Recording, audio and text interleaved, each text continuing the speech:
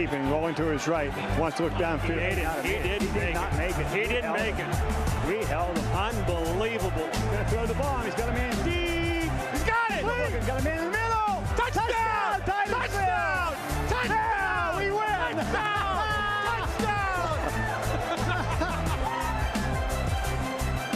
And good evening and welcome to week one of high school football. The Rockets are on the road to take on the Saegertown Panthers, and we welcome you to our coverage. And it's hard to believe another season of high school football is here, and we are excited to be here.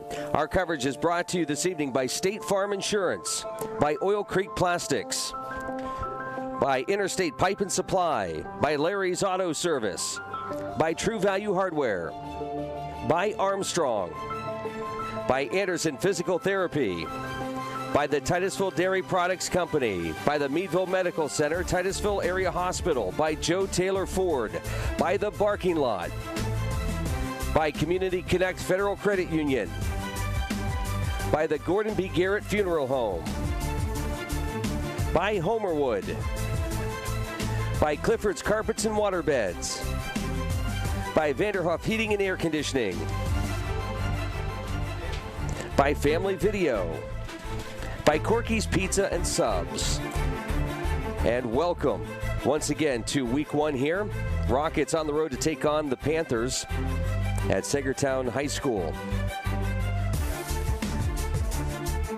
Fresh start for both teams, 0-0, as we get set to bring you tonight's ball game, and we welcome our broadcast crew, Jim and Steve Bodemer. This is the Larry's Auto Service, Vanderhoof Heating and Air Conditioning pregame show. Guys, welcome to high school football. Well, here we go again, Steve. Yep, another season starts. It's funny, Luke would mention it's an 0-0 season. That's where we ended last year. That's In fact, exactly where we went. Both of these teams ended up 0-10, but a big game for both these schools. They want to get off to a winning note, get things at a little positive venture going into this season. So this is going to be a big ball game for both these teams. Yeah, it is going to be a big ball game for both teams, and both teams struggled last year. So coming into this year, you want to get that first win under your belt early so that you don't get that mindset of, boy, here we go again.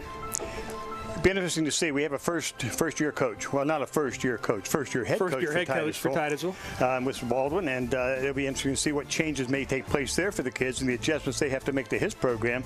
On the other side, though, Mr. Wolf's been here quite a while with Saegertown, and this is going to be a ball club that comes in with a lot of experience in the context that they were small last year in numbers, and these kids hung in there with a coach to get the program back on track. They got more kids out this year. I understand a good feeder program coming up, so that's going to be important to their side of the ball to get some enthusiasm built up here to continue this upward trend now that they got started here at Saegertown. Yeah, very much is, and I think that they're looking at increasing numbers. Titusville's numbers are way up this year. We have over 50 kids on the roster this year, and Saegertown's numbers are improving, so that's a good comment for the kids, being willing to stick through some very tough times when you go 0-10 in a football season.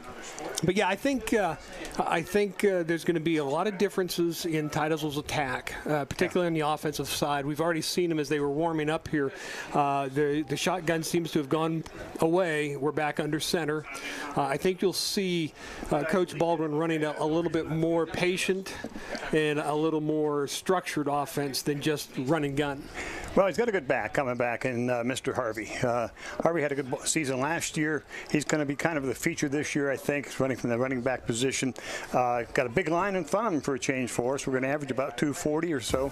So a whole new system, and it's going to be interesting to watch and see how Titusville can function in that new system. Yeah, it is going to be an interesting turn of events for Titusville. We'll be back in a moment. We're going to take a quick time out, and when we come back, we have some interviews with Coach Baldwin, and Steve and Luke had a chance to talk to him, and we'll have that for you when we come right back. Stay with us.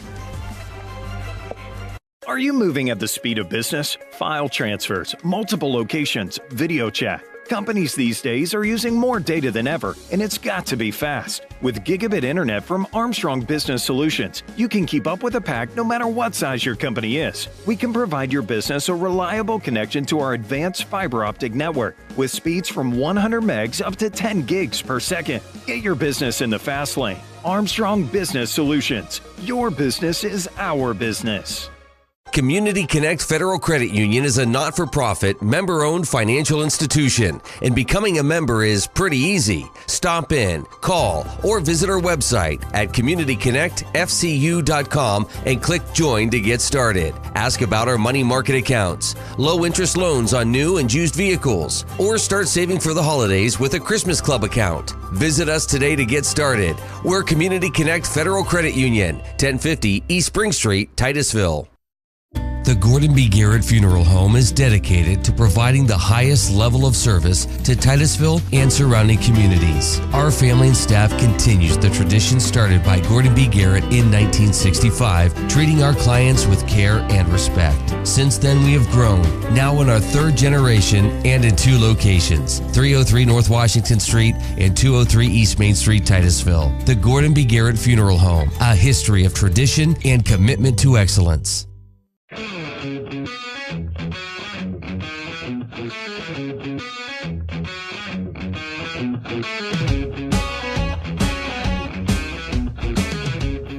Welcome back to the Rocket pregame show. I'm Steve Bodemer, and with me at this point in time is head coach Brian Baldwin, and this is your first tenure as the head coach, but you're not haven't been absent from the program. You've been an assistant coach for how long? 8 years. This is my 9th year with the program. So your 9th year with the program. So it's not like you haven't seen Rocket football, right?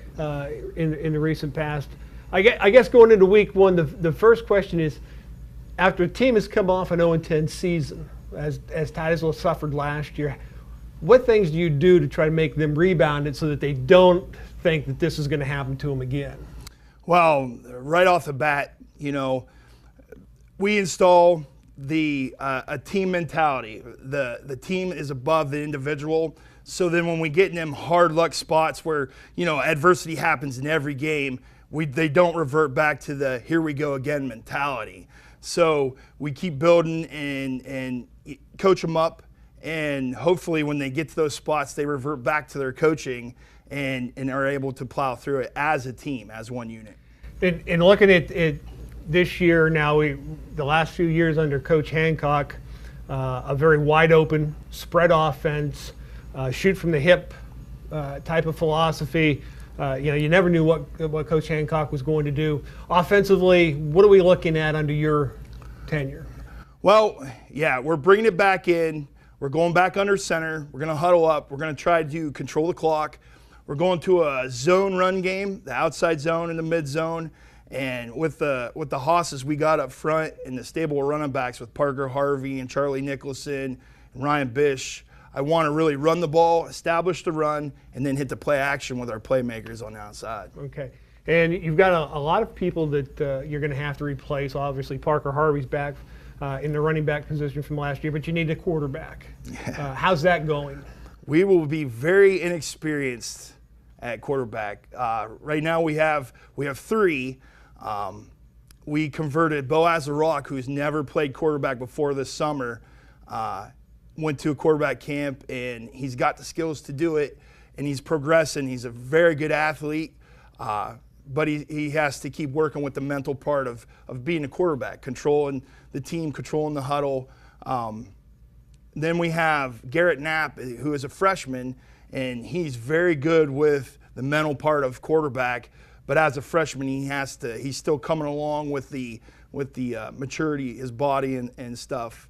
And then we have Caden Wolfkill, who's very, very young, who wanted to try out a quarterback, and he can do it, but he's got to come along in both parts of it. Okay, offensively, so we're going to try to establish a ground game, forcing the defense to try to load the box. Right. Then work off of play action. Defensively, what are we looking at? Now, you were the defensive coordinator for the last few years. Right. Is there going to be some changes made there?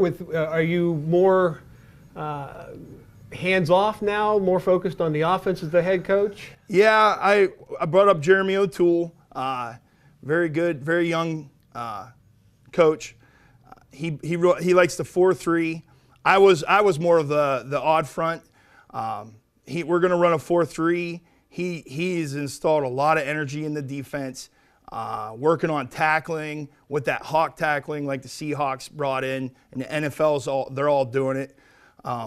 we're putting a ton of emphasis on turnovers this year. I mean, he does a tackle and turnover circuit that the kids have been buying into, and hopefully we see more turnovers this year. That's what we're looking for. Well, going into tonight's ball game, we have Saegertown, not unfamiliar, but yet not a regular opponent. What are we looking at here tonight?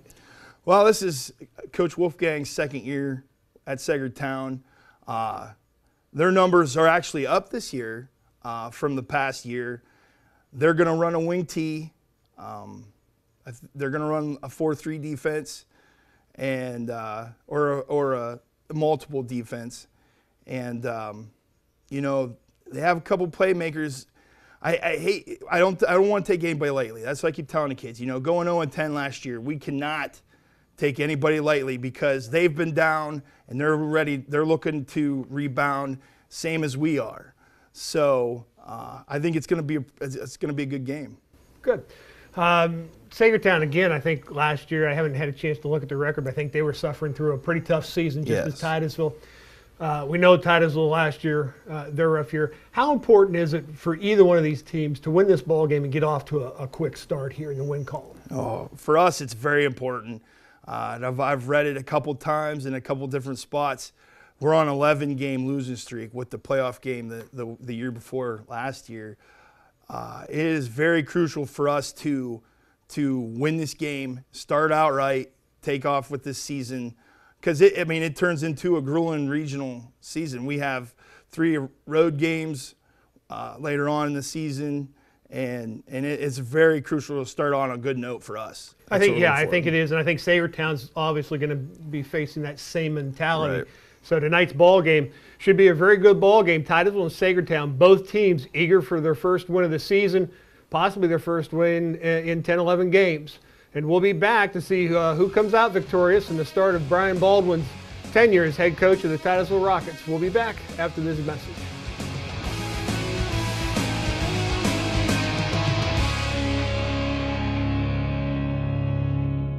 The Intensive Transitional Care Program at Titusville Area Hospital is a patient-centered, high-quality program for hospitalized patients recovering from illness or surgery who may no longer need to be in a traditional hospital setting but are not yet ready to return home. Regain your independence. Choose the Intensive Transitional Care Program at Titusville Area Hospital, where a high level of care, safety, and satisfaction is our top priority. Visit titusvillehospital.org for more information. Titusville Area Hospital. More than a hospital.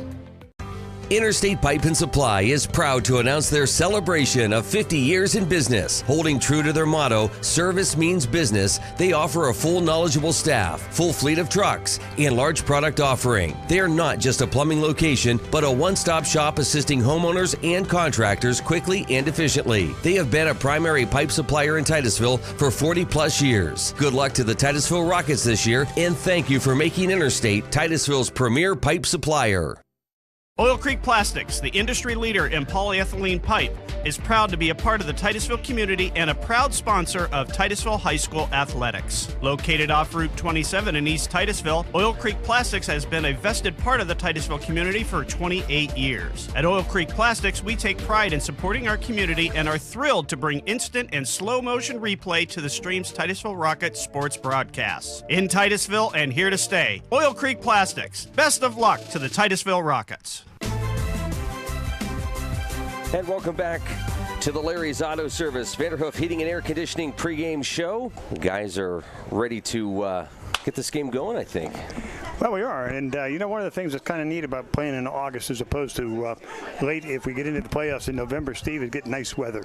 Really nice night out here at Saegertown. Field's in really good shape, it looks like. You were talking about how straight the lines were. Usually when you see a grass field like this, many times they aren't all that straight. Right now it's forecast for 74 degrees, partly sunny here in Saegertown for this ball game. We got Bill McCrillis somewhere down on the field. Bill, you you got an opportunity to walk the field, and I guess I see you over there. How's it down there? Oh, it's really nice. It's really plush. The grass has been cut. I don't think there's been any cows or anything on it, so we're good to go.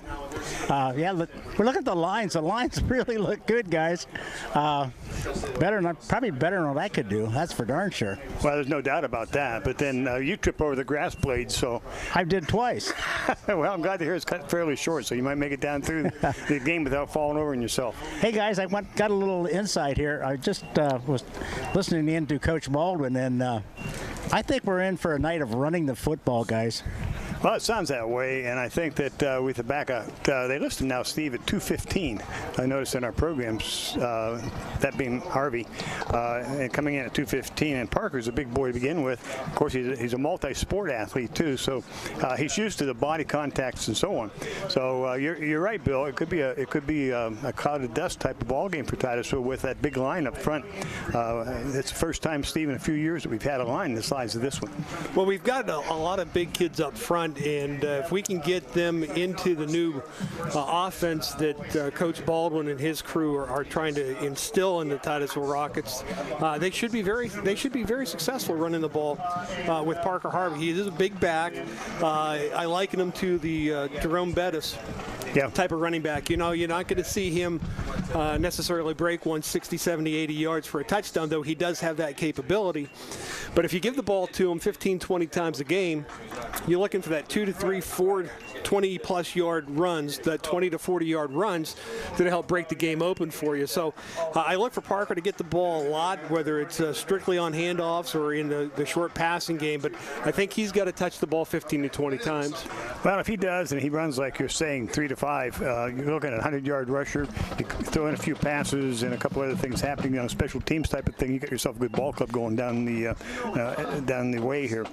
Just real quick, we have Bush Partridge. This is my lineup. I haven't gotten this from the coach yet, but Bush, Partridge, Baldwin, Dunlap, Edwards, and Levi Nosko. It's at the tight end position. But we're looking at 300, 255, 285, 250, 250. So it's good size up front if they can do their job and get Parker through that line, get him into that second tier. He's a big enough boy that he can break some tackles and make some yardage. Well, that's one of the things we talked about with Coach Baldwin, both before and after the pregame interview with him yesterday. And he said that one of the things he wanted to try to do was to try to simplify the Titusville offense a little bit, both in what they're trying to do and the language they use to communicate. So we'll see whether or not they're successful tonight. Titusville High School marching band's here this evening, so that kind of makes everything complete to get football season underway. We'll be back here at the Saegertown High School as the Panthers entertain the Titusville Rockets, both ball clubs opening up the 2018 football season. Whoever said it's only a dog never loved a dog. Our philosophy is simple. We treat every dog as if it were our own, and believe us, we spoil our dogs. When dogs are comfortable, they're happy. The Barking Lot in Titusville is ready to make your dog happy by offering grooming services, daycare, and boarding. Call today to schedule an appointment, or better yet, stop in and discover a stranger, crazier, quirkier group of dog lovers at the Barking Lot in Titusville. So, State Farm will be here to help protect our home? Of course. What about here? Yep. Nice. Okay. Here? Mm-hmm. Who puts tinfoil in the microwave? Here? Here? Here? Feels a little awkward. A little. Here? You too. So cold. Mm-hmm. Go with the one that's here to help life go right. State Farm. It's Joe Taylor Ford's 17th anniversary, and we are celebrating all month long. Get 0% APR for 72 months, plus 1,000 Ford credit bonus cash on a new 2018 Ford Escape, Edge, and Explorer. Or get 0% APR for 60 months, plus 2,800 additional savings off MSRP on a new 2018 Ford F-150 Super Crew XLT with 2.7-liter V6 EcoBoost. Make sure you take advantage of Joe Taylor Ford's top-of-the-line lifetime warranty on all new cars. See Joe. Thank you for 17 great years.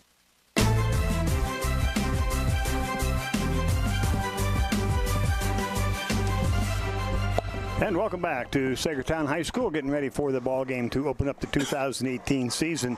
And the Rockets now coming onto the field, this time in pads. We watched them warm up, and Steve, you said last year they did the same thing, but tonight I noticed, I'm a little behind things, that they were warming up without pads. They got them on now. They're set to go, fired up to get this season underway. We'll be waiting for Saegertown to come out. Here on the screen, you're going to see this is the Titusville schedule coming up here, weeks 1 through 4. Of course, tonight we're here at Saegertown. Next weekend, we're at home against Northeast, and then we follow that one with a home game against the Cochranton Cardinals. That'll be a good ball game. Both of those will be interesting. And then, of course, we go away. That week 4 matchup we believe to be a Thursday night game at Mercyhurst Prep. Yeah, that'll be up at the stadium and up in Erie. So that should be no. I'm just getting told no. I think the college. Oh, is that the college? Well, it's printed as the stadium, but I was confused with what Coach Baldwin had mentioned about it. So I think it's at the university. Correct, yeah. I knew it. That's why it's a Thursday and not. See, if you wouldn't sleep through the production meetings, you would know these things. I guess so. First mistake, and I had to do it. I'm telling you, I'll never live this one down, That's folks. better, though. We're 20 minutes into broadcast. Before we made a really bad mistake. Yeah. Again, we're waiting for the Panthers to come out, and we're not real sure. We talk about Parker Harvey, Steve. Let's talk about some other guys. Isaiah Jackson, Laird Stover. These kids, they're inexperienced kids. Once you get through Harvey, your running backs and skill positions are somewhat inexperienced. Now, Stover's from last year. We know he's got hands. He can catch the ball. Palma is a good little football player. Plays a lot bigger than he is. But basically, in the running game, we don't have a whole lot of experience. No, we don't really have a whole lot on the outside. Of course, we struggled throwing the ball last year, and so they didn't gain a whole lot of experience as far as route running and go forth. But I don't think that's going to make a whole lot of difference with the change in philosophy that we're going to concentrate. I think Coach Baldwin wants to concentrate on ground game, throw the ball, make them load the box up so that you can try to get some people in and around that mid to deep route after they try to stop the ground game. So I think the wideouts are capable. Coach Baldwin has been impressed with how they've performed these first 2 weeks of the season in the scrimmage against Mercer. So of course, he is going to be excited coming into his first game as a head coach. But, yeah, the wide receivers and the tight ends are going to be important when you get into that 3rd and 5, 3rd and 7 range. If you're going to put the ball in the air, they've got to be able to execute. So hopefully he's got enough of a passing game to offset a loaded box. One of the things we don't talk about was always offensive-minded is the defensive side. You said that they're talking about playing a 4-3. Again, the big linemen, can they contain, keep the guys off our linebackers, etc., and can our linebackers do the job? So defensively, it's going to be a critical part of the game for Titusville tonight. Well, the defensive front four, and we are, I believe, going to see a 4-3-based defense out of the Rockets tonight. You're going to have gap responsibilities, but along with gap responsibilities, he's going to try to ask those front four, those big guys up front, to chew up blockers so that the linebackers are free to roam and make the tackles. And it's you're asking your front four guys to sacrifice themselves as far as making tackles and coming up with stats to allow the linebackers to run free. But if they can get some penetration into the offensive backfield, we've talked about that in the past where teams have gotten us on our heels and we're 2 yards deep in the backfield, our front four. So hopefully we can turn that tide, get some penetration up front with the big guys and create some problems for the opposing offense. Titusville still waiting for the Panthers to come out on the field. We've been out here about 4 or 5 minutes now, and the officials are starting to, I think, move towards the sideline now as the Panther band comes out onto the field, gets ready for the national anthem.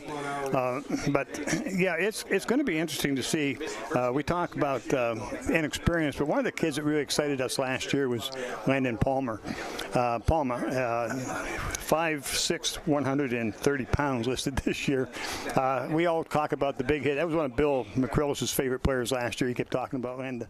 But that little kid played really well last year. Hopefully he can duplicate that this year, playing at the defensive back position. He shows speed, really powerful hitter for a 130-pounder. So you don't want to look back there and say, oh, I can run through him. I don't think you want to try that. Hopefully that comes back with that intensity. Well, I think he probably will. I think he was excited at how his season went last year, particularly coming back now a year older.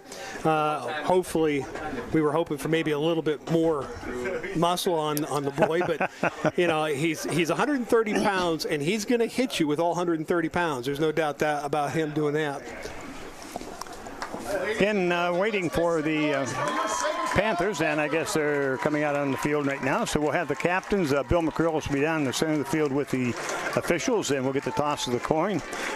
See what teams have decided to do what here, depending on how the flip goes. If we get it, will Mr. Baldwin decide to put that offense on the field, or will he put up the defense? It'll be fun to see.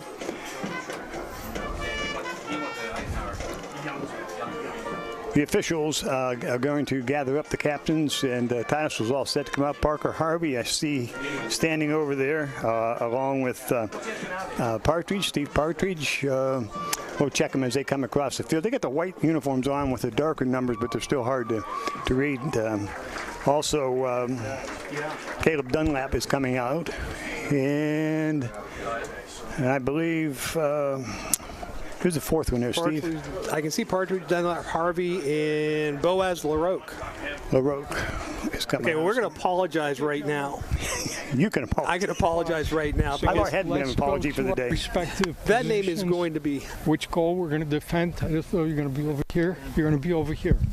Titusville has won the toss, and they will defer to the second half. Titusville won, defer. Saegertown will be receiving down here, going this way. Gentlemen, let's have a good game. Shake hands. Hey, good luck. That answers our question. We won the toss and we deferred, an option I didn't even put out there. So does that get you down? Get our defense out there real quick here to see what's going to happen. We'll be back with kickoff. All set to go. 2018 season just about ready to get underway. Stay with us. This is the Larry's Auto Service Vanderhoof Heating and Air Conditioning pregame show. Kickoff is coming up next. Nothing says community more than local sports. Cheering on our favorite teams while our young athletes learn about hard work, teamwork, and building character.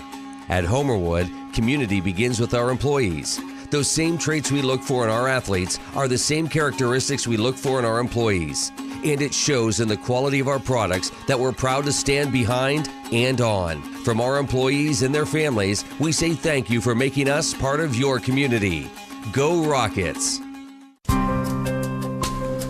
Hospital partners, Meadville Medical Center and Titusville Area Hospital together provide a continuum of high-quality care across Crawford County. Both create the ultimate patient experience. Every patient, every time. Meadville Medical Center and Titusville Area Hospital are more than a hospital. We are a hospital partner, a community partner, a family partner, and a health partner.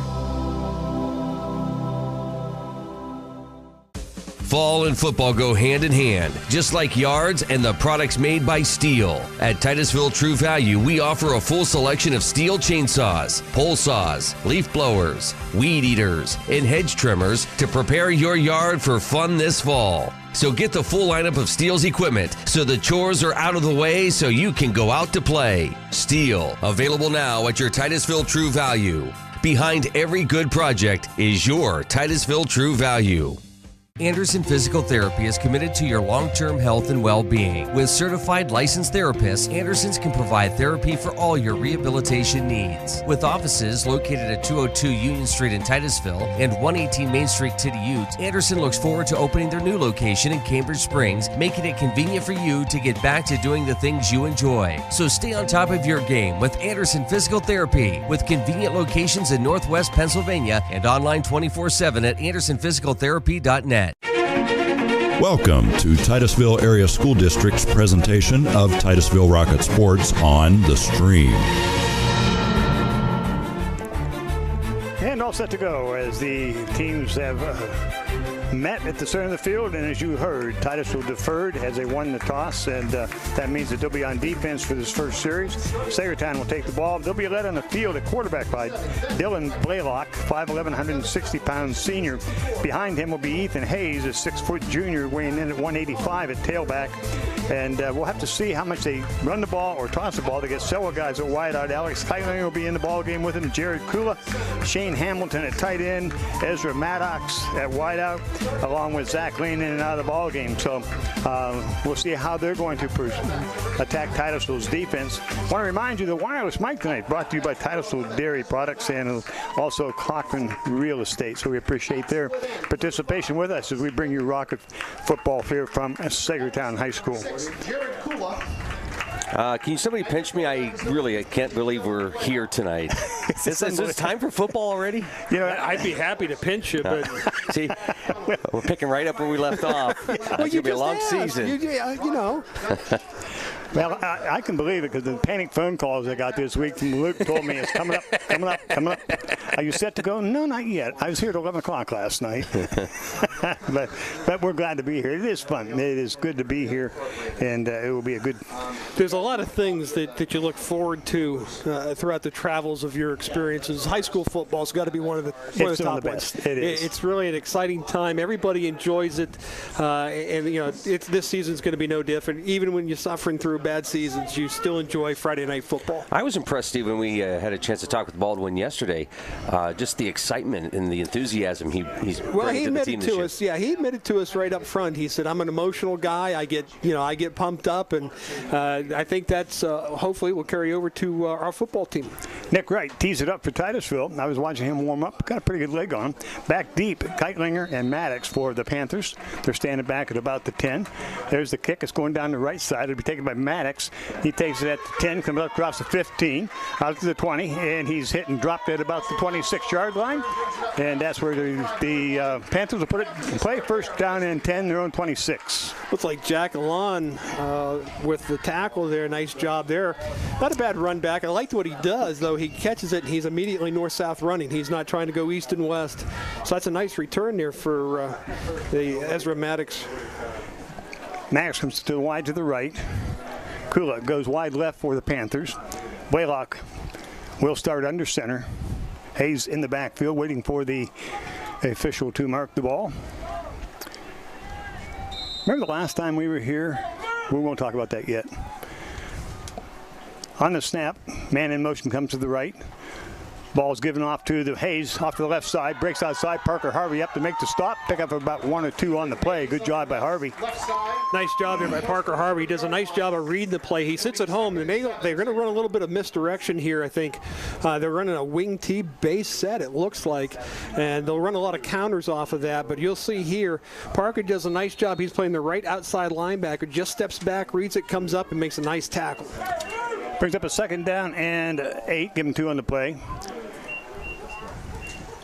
Double wing now, put a man in motion. That's Maddox. He gets the ball going off the left side. Harvey up once again, makes the hit, stops at about the 25, check that, the 30, 35-yard line. Pick up about 5. Not a bad job. Saegertown's offense is moving the ball a little bit, but they're going to face here a 3rd and 5. Again, it's Harvey playing the right side linebacker coming up and making a good job, making a good tackle, hitting and wrapping. I like that. Big 3rd down now here early in the game. 3rd down and 4. The ball's at the Panther 34-yard line, just underway here at Saegertown High School. Out of the huddle, he'll send one wide to the right. That'll be Kula. Have a man in the wing on the left side. Double wing now. In motion goes Maddox. Ball's given off the first man through. He's hit and stopped. No gain. That's a good job inside by the interior line. 61, Steve, for Titusville. Nice job there. That's Jade Bush coming off of there, making a nice tackle there, giving them no gain. I think if you're here at Saegertown, I'm thinking about punting this ball away. That's 4th down and a 4 for Saegertown. The ball is at their own, be about the 34-yard line. So they go into punt formation. What's the number on the punter? Can you guys tell? 89. Ethan Hayes back to punt. Hayes is going to be doing the kicking for the Panthers. Good snap. gets the kick away. It's going to be a low kick, and it hits at the Titusville 40 and rolls forward to about the 42-yard line.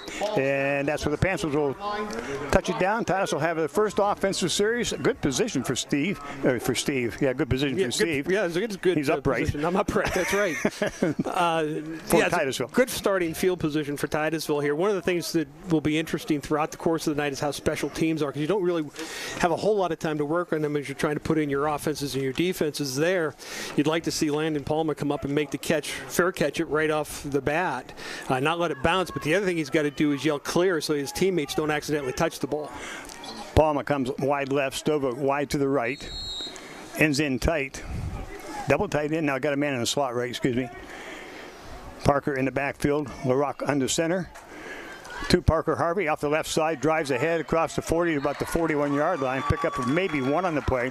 Good stop in there by the back coming up. I think it's Maddox, but I think he's sorry he did that. Yeah, he took a big hit. Maddox is 5'7", 187. Here it is, and a good read by Parker Harvey. The linebacker makes a nice play. He steps up there, makes a nice initial hit, contact. But he's going to get sore doing that. Titusville puts two to the left. Jackson and Stover. One to the right. Harvey's single back. LaRock under center to Harvey. Harvey breaking to the outside. He's got to get around. He gets the block to the outside, and he's across the 45 to about the 46-yard line, 47-yard line. Pick up about 6 on the play. Brings up a 3rd and 3. It's a good job. This is their zone blocking scheme, and Parker's going to try to take this to the outside around the right edge, and he's going to pick up about 6 yards. So it's a good gain for Titusville. Makes it a 3rd and manageable. Palmer will come wide to the left. Stover wide to the right. Looks like Cork was in the slot right. 3rd and long 3. It's Harvey straight ahead. He drives forward, and he has, I believe, enough for the first down as he crossed midfield to about the 49. Be real close here to see where they spot the ball. Coming in off the far sideline, I think he's going to have it. Yeah. They're going to give it to him. Well, we're sitting right at about the 50, and it looked to me like he had enough. Of course, my young eyes aren't what they used to be. This is good leg drive here by Parker Harvey. He knows he's just got to get 3 yards, and he just lowers his shoulders, goes straight ahead right after him. That's what you're going to want to see out of Parker. First down 10 for the Titusville Rockets. Are at the Saegertown Panther 49-yard line. Again, doubles to the outside. Man in the slot right for Titusville. Single back. It's Harvey. Harvey once again cuts up. Nice cut back. Crossed the 45 and dropped the ball and picks it up, but he was down. Is that Parker Harvey? That looked like number 4. Charlie Nicholson, I believe, is Nicholson. I'm sorry, the running back. He makes a nice read here on the cutback, but son, tuck that ball away. That was Nicholson. Yeah, it was Nicholson here. He's going to make a nice cut. You see Maddox overruns the play, allowing the cutback. But don't reach out there. Just take what you get. Don't try to reach for extra yards. You're not at the end zone. 2nd down and 6. The ball is at the 43 of Saegertown. Same formation for the Rockets. LaRock with the ball, gives it up the middle. Driving straight ahead, close to the first down. See where the spot will go. LaRoque at the quarterback. That's the apology you were going to make earlier, and I cut you off. Yeah, we will pronounce his name probably 5 different ways tonight. So to the family of this young man, we apologize. We don't mean to do it. It's just we get a little tongue-tied every once in a while up here. But again, this is Nicholson at the tailback spot here, giving Harvey a chance to breathe and doing a nice job. 2 first downs now on this Titusville drive for the Rocket offense. First down and 10, Titusville. They're at the 39 of Saegertown. Single back. Off to Nicholson. Cuts to the outside and across the 35, to about the 32-yard line. This is another read here. The running back on these zone blocking schemes has a lot of reading to do, whether or not he's going. This play's going to flow to the left. But if the defense runs hard, you'll see the offensive line just going to push him that way. Then the running back does a nice job. You've got to cut back the other direction, get upfield from some yardage here. So the Titusville offense has something going here in this first drive. Palmer comes wide to the left. Wide right is Stover, and slot right is Corkland. under center. LaRoque gives the ball off to the Nicholson straight ahead, and he drives through inside the 30 to about the 25. Somebody, Baldwin or somebody up front there, Baldwin and Dunlap. That's Parker Harvey on that run there. And that's a nice job. Watch Parker. He's going to just lower his shoulder. And this is what we talked about a little bit last year. We'd like to see more of with Parker Harvey. He's going to cut and find a hole. And I just watch. He's just going to run through people, drop the shoulders, make them stand in the way. And you know, it doesn't look like much now, but later on in the game, those gains are going to get another 5 yards. Simple formations for Titusville. Same thing each play. Harvey is in the backfield. Harvey gets the ball coming to the left side. It's across the 25. Cuts it upfield across the 20, the 15, and down to about the 13-yard line. Got a good seal block out there. He's got a nice seal block, and he has enough speed. He may not look like it, but he does have enough speed to get to the outside, turns it upfield, and gets a nice gain for the Titusville offense. First down and 10, Titusville. And the ball is at the 13-yard line. Titusville now will put wide out to the right, and they're going to move the slot man over to the left side. That would be Corcoran with Stover wide to the left. Harvey straight ahead. He's met at the line, but drives ahead, gets down to about the 10-yard line, pick up a couple on the play. Caleb Dunlap, I think, slipped coming out of his stance. He had the initial blocker at the line of scrimmage and just didn't get any push on it. I think his footing just got out from underneath him.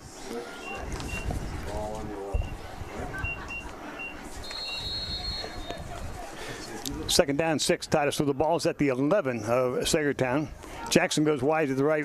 Corcoran will be in the slot right. Stover will be in the wide out left.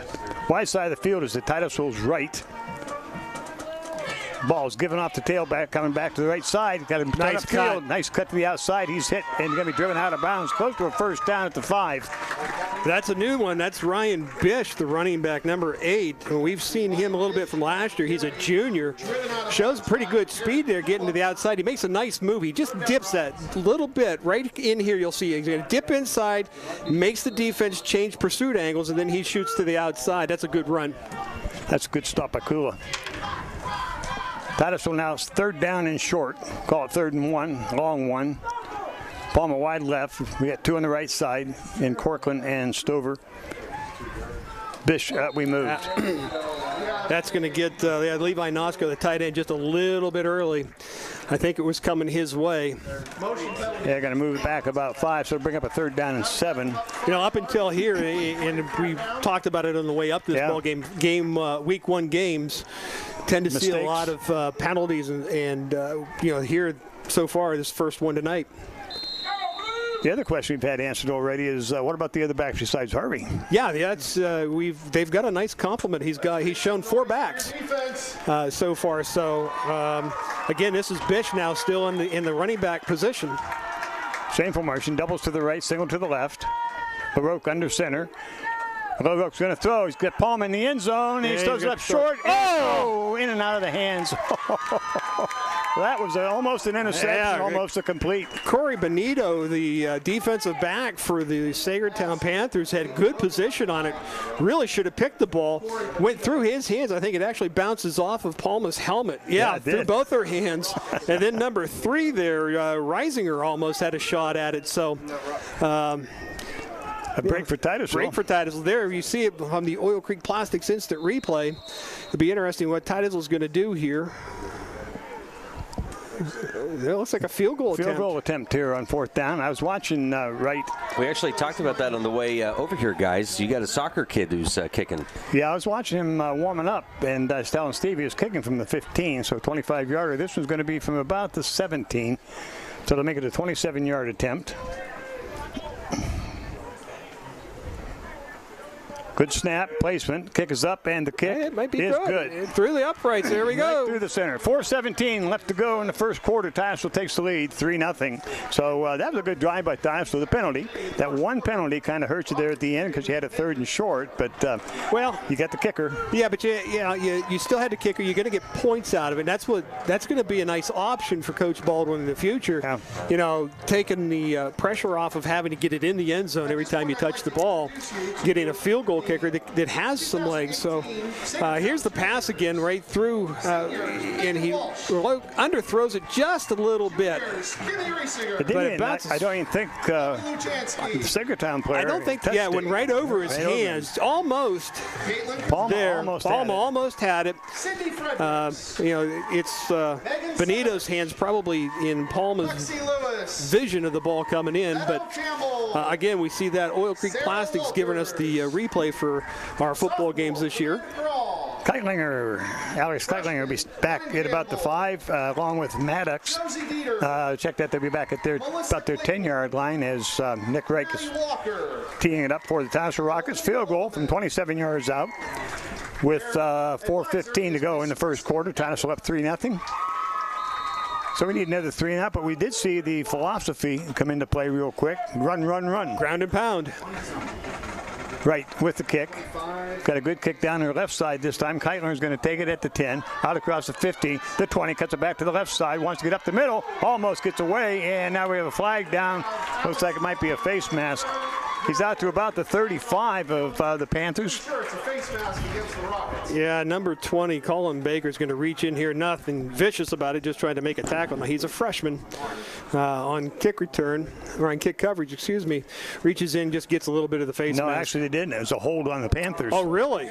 Yeah. Can we run that back? Because I'd like to, I think... I myself thought it was a fake. Oh, wait a minute. Now we're going to have offsetting penalties because he's going to drop his flag on the face mask.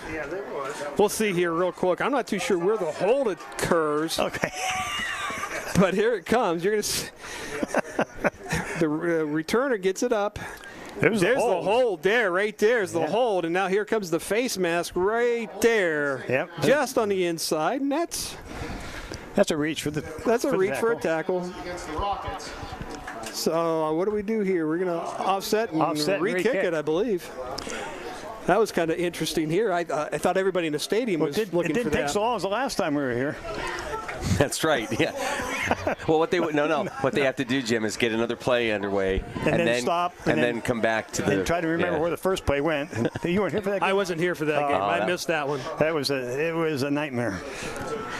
Well, anyway, offsetting penalties will re-kick as Wright will tee it up again. Again, Keitlinger and Maddox back at about the 7-yard line.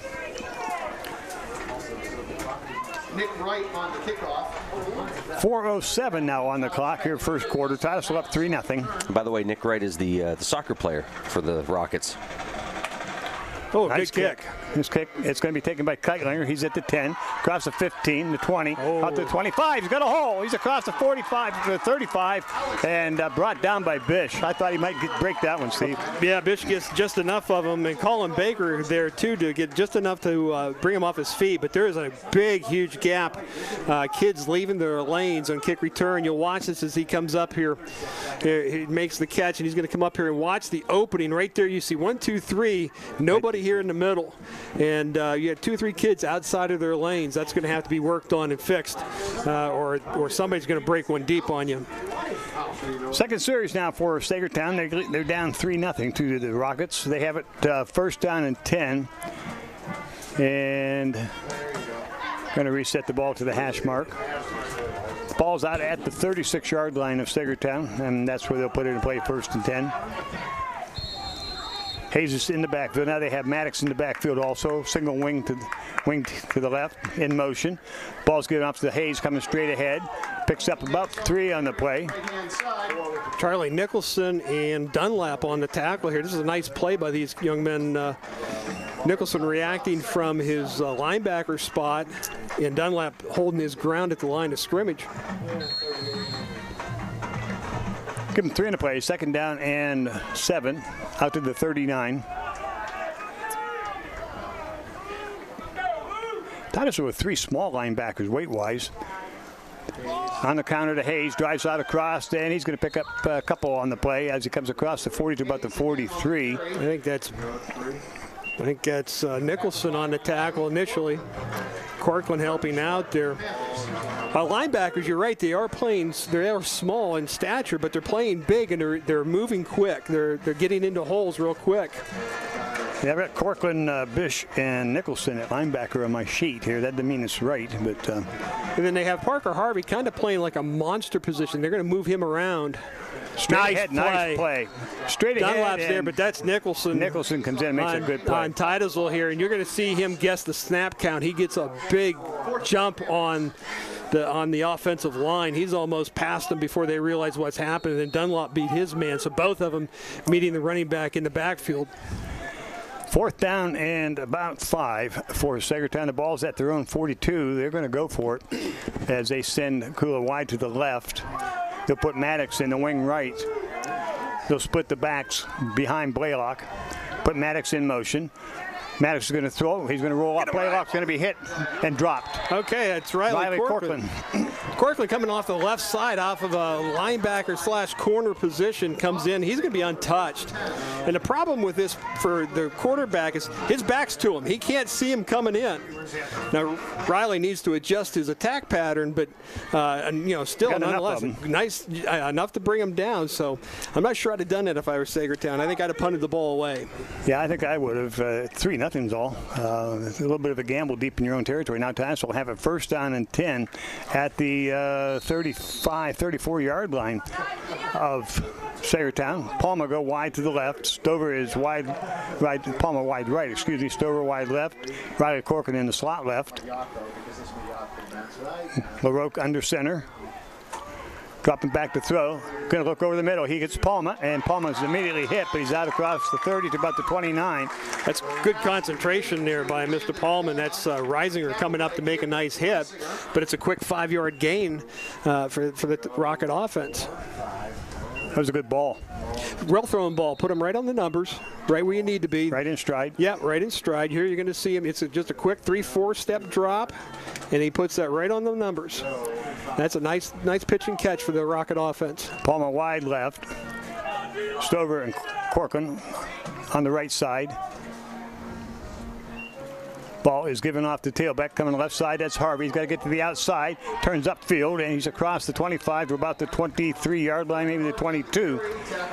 See where they knock him down at the. They're going to mark him as a 21. 21-yard. That's a good run. Parker Harvey's going to come to the left side. We've had some success coming this way to our side of the field on these zone runs. 1:19 left to go first quarter. Titusville leading 3-0 on a 27-yard field goal by Nick Wright. Now on a drive, they have the ball down to the 21-yard line of Saegertown. Palmer, it will be checked out. It will be Stover wide to the left. Corcoran in the slot left. Palmer wide to the right. Parker Harvey, tailback. LaRoque under center to Harvey. Harvey up across the middle. Opening. Big hole. Straight ahead, inside the 10 to about the 7. Wow, big hole. Yeah, you've got to compliment here your guard and your center on that. This is an inside gap. This is a 2-gap run here, and you've got Baldwin, Dunlap on the right side. Look at that opening. Nice job there. And one of the things that one of the things that he said about doing is letting these guys take themselves out of the play and just helping them along. That's a nice job by the Titusville offensive line. 1st and goal, Titusville at the 7. They send 2 wide to the left, 1 wide to the right. Nicholson in the backfield now for the Rockets. He's going to get the ball off the left side, going to turn upfield across the 5, nice 3, cutback. And to the 1, knocked out of bounds. Yeah, it was a nice cut. Looked like they had him strung out, like they were going to go push him out about the 3-yard line, but he does a nice job of cutting it upfield and getting a couple of yards. Right now, we're looking at, the 1-yard line? That's less than 1, but the 1-foot line, really. So it'll be 2nd down and goal. Yeah, about a foot to go for a touchdown.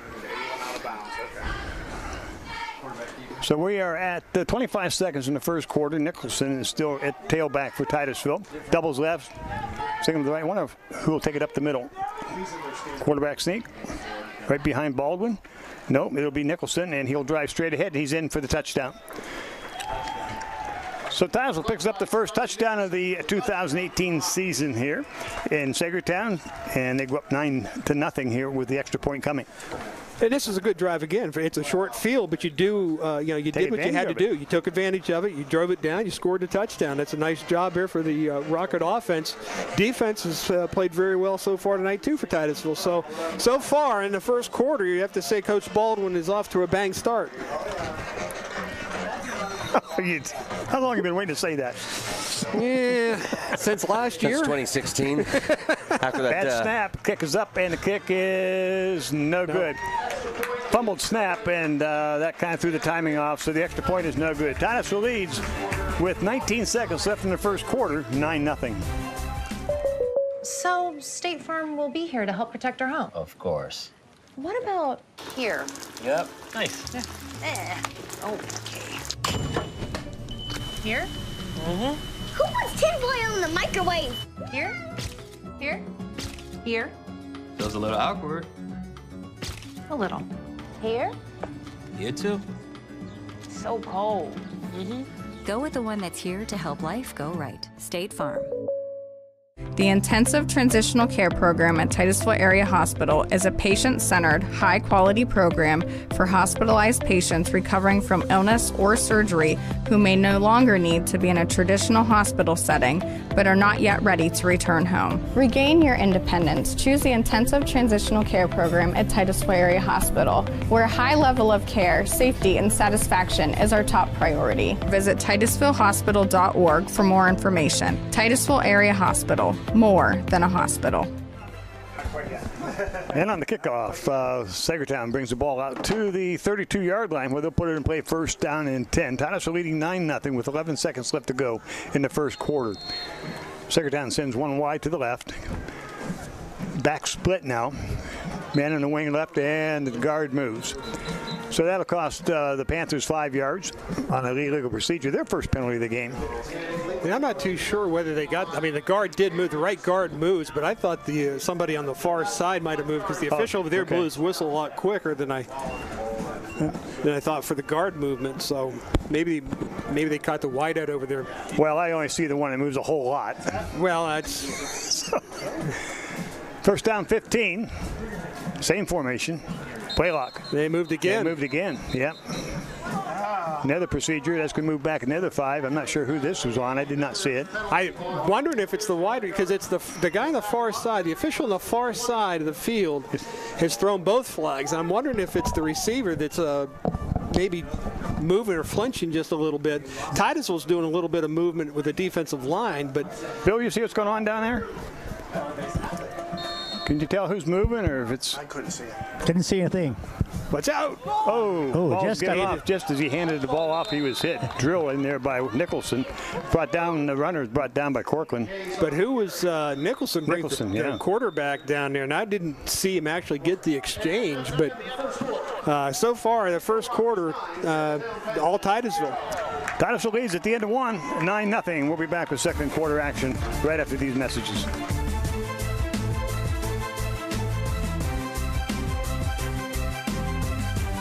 Nothing says community more than local sports. Cheering on our favorite teams while our young athletes learn about hard work, teamwork, and building character. At Homerwood, community begins with our employees. Those same traits we look for in our athletes are the same characteristics we look for in our employees. And it shows in the quality of our products that we're proud to stand behind and on. From our employees and their families, we say thank you for making us part of your community. Go Rockets! Interstate Pipe and Supply is proud to announce their celebration of 50 years in business. Holding true to their motto, service means business, they offer a full knowledgeable staff, full fleet of trucks, and large product offering. They are not just a plumbing location, but a one-stop shop assisting homeowners and contractors quickly and efficiently. They have been a primary pipe supplier in Titusville for 40-plus years. Good luck to the Titusville Rockets this year, and thank you for making Interstate Titusville's premier pipe supplier. Getting ready for second quarter action as the ball will be put in play at the Saegertown 22-yard line. They have a first down and 20 on 2 miscues at the line moving. Remind you that you're seeing this game tonight on Stream TV and on Armstrong. We thank them for carrying Rocket football and Panther football here this evening. Big thanks to Kevin Tomini for helping us out, too. We need all the help we can get. Maddox in the wing right, back split. Quarterback Baylock looking to throw. Throws over the middle. It's going to be picked off, and it is at the 40-yard line. He can't get up and run. Although it's a nice effort. Isaac Jackson coming in. He breaks off the receiver when he sees the ball get lofted over the top of the middle of the field. Not a particularly good throw by Saegertown's quarterback. Overthrew everybody. You really don't want to overthrow when you're throwing it over the middle. No, you don't, especially when you have a deep safety. So Titusville once again has short field. This is the second time that actually all three possessions Titusville's had short field. We've been inside the 50 each time. We'll put it in play now. First down and 10. It'll be at the Panther 39-yard line. The Rockets leading 9-0 here. 11:53 to go first half. And we'll see what Coach Baldwin wants to do this time. Corcoran, Stover go wide to the left. Corcoran's in the slot. Stover wide left. Palma comes wide right. Single back for the Rockets. LaRoque under center. Going to throw. Looking over the middle. He's got a man straight over the middle. Oh, in and out of the hands of Riley Corcoran. He was there. Some yards after catch there for Titusville had they made that reception. Yeah, and the ball's not badly thrown. It's right there. He's got two hands on it, just didn't quite squeeze it and shot. But that's going to be a nice throw here. He's going to see him coming across the middle, throws it. It's right there. You got to make that catch. He catches that ball, and he could be gone. He'll be a tough character to bring down if he's in the open. Of course, a lot of people remember that Corcoran name. Jackson goes wide to the left. Corcoran slot left. You mean Palmer pizza? wide right. Yes, for pizza, exactly. Pizza, yeah. Ball's getting off the tailback. Oh, Parker Harvey, he's hitting mid at the line of scrimmage. He'll dive ahead, just leg drive for about a yard to get inside the 40 back to the 39. Gage Sutton, I think, is in there on the right side there. I don't think he quite got to his guy in time, and he's the one that cut across his face, and that's not what you want to allow happen as an offensive lineman. Steve, I'm curious to know, sometimes, coaches will say, hey, this is what we're going to do during your show, but are you seeing some of that stuff play out tonight? Oh, very much so, yeah. He said he wanted a ground game, and he's got a ground game going. That's why I was kind of surprised there in the first down play that he decided to put the ball in the air. But now it's 3rd and 10. The ball's probably going airborne. LaRoque under center, rolling back. Got a man over the middle. Oh, it's complete, but Corcoran falls down about the 36-yard line. So it'll bring up a 4th down and about 6 for Titusville at the 36-yard line of Saegertown. Again, they're looking at it. They open that short mid-range 5-yard pattern is open across the middle there. You see that on the Oil Creek Plastics replay. I'm looking at that deep man a couple times here. It looks like he has man beating the safety. I think that's just a thing where LaRoque's got to get comfortable back there. I think he's looking to throw it quickly, and that 5-yard crossing pattern has been there. But he does have to take a look at the wide guys. LaRoque under center. So we have now on a 4th down play. We're going to throw. Got a man going deep, and it is incomplete. At about the 24-yard line. Pass was intended for Jackson. And it will go incomplete, and that will give the ball back over to Saegertown as they make the defensive stand. Yeah, it was a good job by Isaac Jackson. He's going to turn into the defender here on this one. Now, they get some penetration, and the defensive back does a nice job of cutting in front. Jackson getting his hands up there and making sure he doesn't catch it. Ball still gets turned over on downs, but it's a play that Titusville's going to have to convert in the future. First down and 10 now for the Panthers at their own 36-yard line. They have doubles to the right and doubles to the left, a whole new set. Now they're going to go shotgun with Blaylock. Put a man in motion to the right. There's motion, and that'll cost them 5. Ball start on the Panthers. Keitlinger was the gentleman in motion for the Panthers, but somebody on the line is moving, and actually it looked like 2 or 3 guys moved that time to me.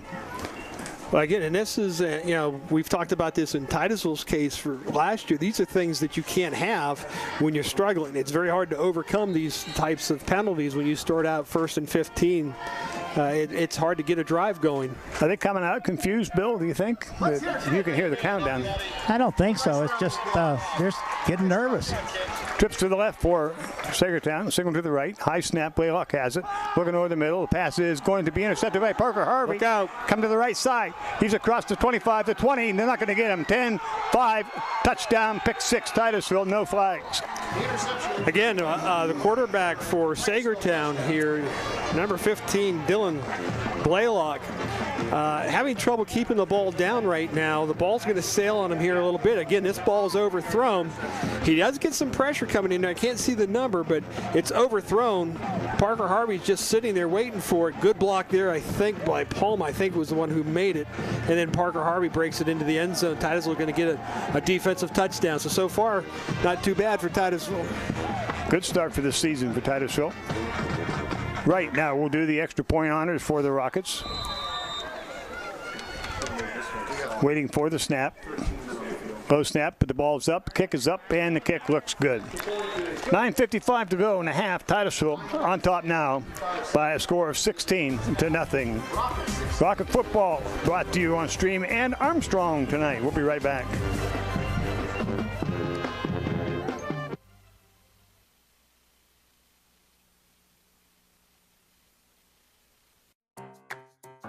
Whoever said it's only a dog never loved a dog. Our philosophy is simple. We treat every dog as if it were our own, and believe us, we spoil our dogs. When dogs are comfortable, they're happy. The Barking Lot in Titusville is ready to make your dog happy by offering grooming services, daycare, and boarding. Call today to schedule an appointment, or better yet, stop in and discover a stranger, crazier, quirkier group of dog lovers at the Barking Lot in Titusville.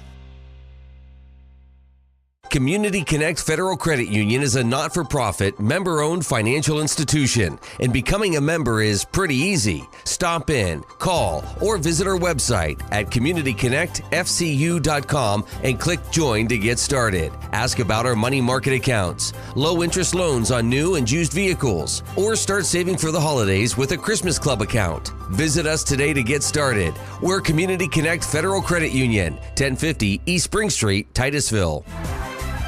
Keitler takes the kickoff, brings it out across the 20, and he's met there by Stover.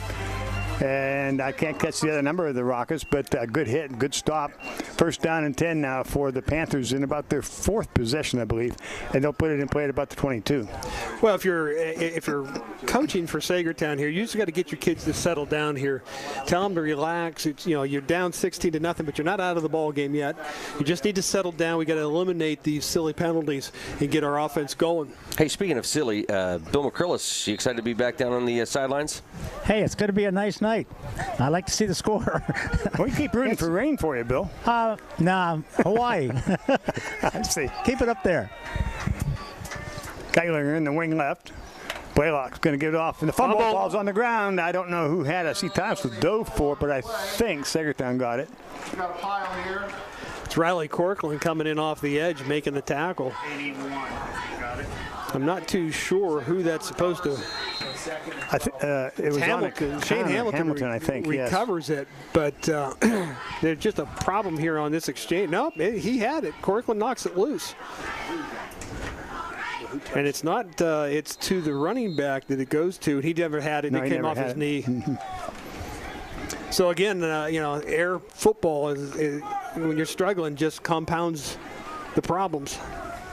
Keitler now in the wing to the left for the Panthers. Back split behind Blaylock. Strong side left. They come left side. Right nice through the middle. Who is that? Number 10. That's Nosko, I believe. Number 10 is indeed Levi Nosko. And he's one of the things that you got to talk to your quarterback about, too, here. Titusville now is starting to send people, but they're guessing your snap count. Yeah, they are. They are on your snap count. And you'll see here Nosko just is through that quicker than anybody can get off the ball. So your quarterback has to change his cadence here a little bit. Third down in the bundle now for the Panthers. It's back inside the 15 to about the 14-yard line. So it'll bring up third down somewhere around 18 or so. Doubles to the right, doubles to the left now for the Panthers of Saegertown. High snap, but Blaylock looking to the right side, throws over the middle, and the pass is complete and is knocked out of bounds by Stover on the far side. Thought maybe he had a chance to pick that. Well, it wasn't bad. He's not in bad position here. No, This is a good thrown ball here by the quarterback for Saegertown. He throws that one on here. You're going to see him look to the right. We're just going to see it come right in through here. Stover in position. He drops back, sees the throw, and attacks up. Would like to see him bring the guy down to the ground, but at least he gets him out of bounds. So it's a 4th down and long for Saegertown. So Saegertown now will go back in punt formation. Hayes will be doing the kicking. Landon Palma back deep for the Palma will be standing back at midfield for the Titusville Rockets.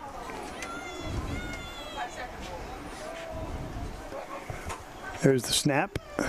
The kick is away. It's going to be a short kick. Hit at the 45, taken by Palma at midfield. Got to get to the outside. Nice job.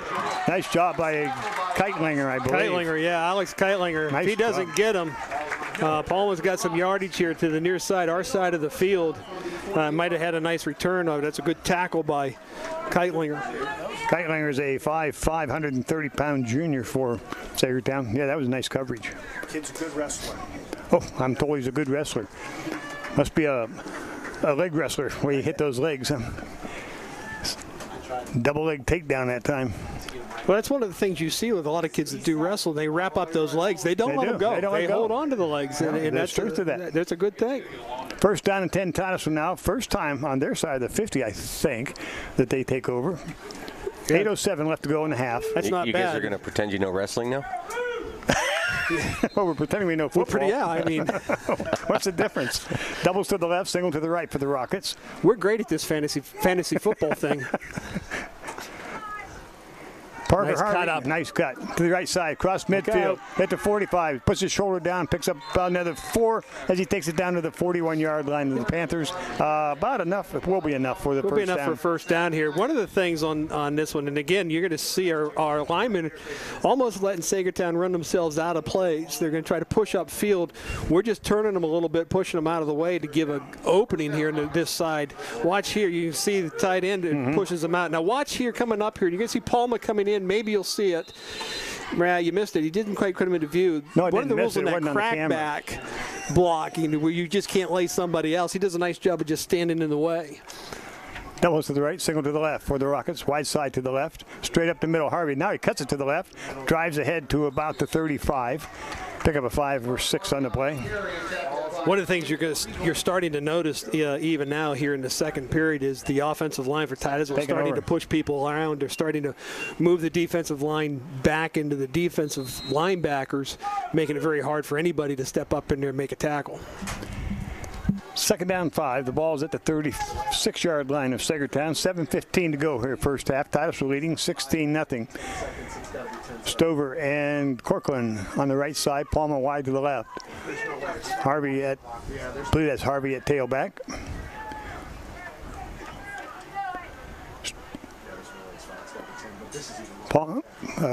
Harvey gets the ball off the left side, gets to the outside. Look out. He's at the 30, the 25, down to about the 21-yard line.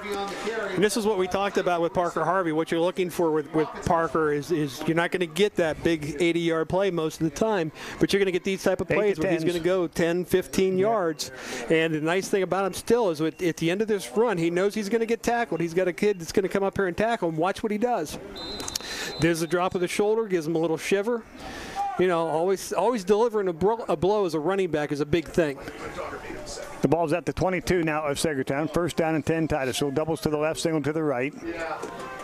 0 calorie. LaRoque under center. Strong side right Titusville. Straight up the middle. Oh, nice stop. 52nd, 66. I think it was 55. Nathan Barner, a junior, 6'1", 175, and he beats, I believe it was Caleb Dunlap on that play. Nice job. He got off the ball and beat Dunlap out of his stance to make a tackle. One of the few times tonight, maybe the first time that Titusville's lost yardage on the play. Second down 11. It's a play that Saegertown, though, desperately needed. Yeah, they did. Stover wide left, Corcoran in the slot left, Palmer wide right.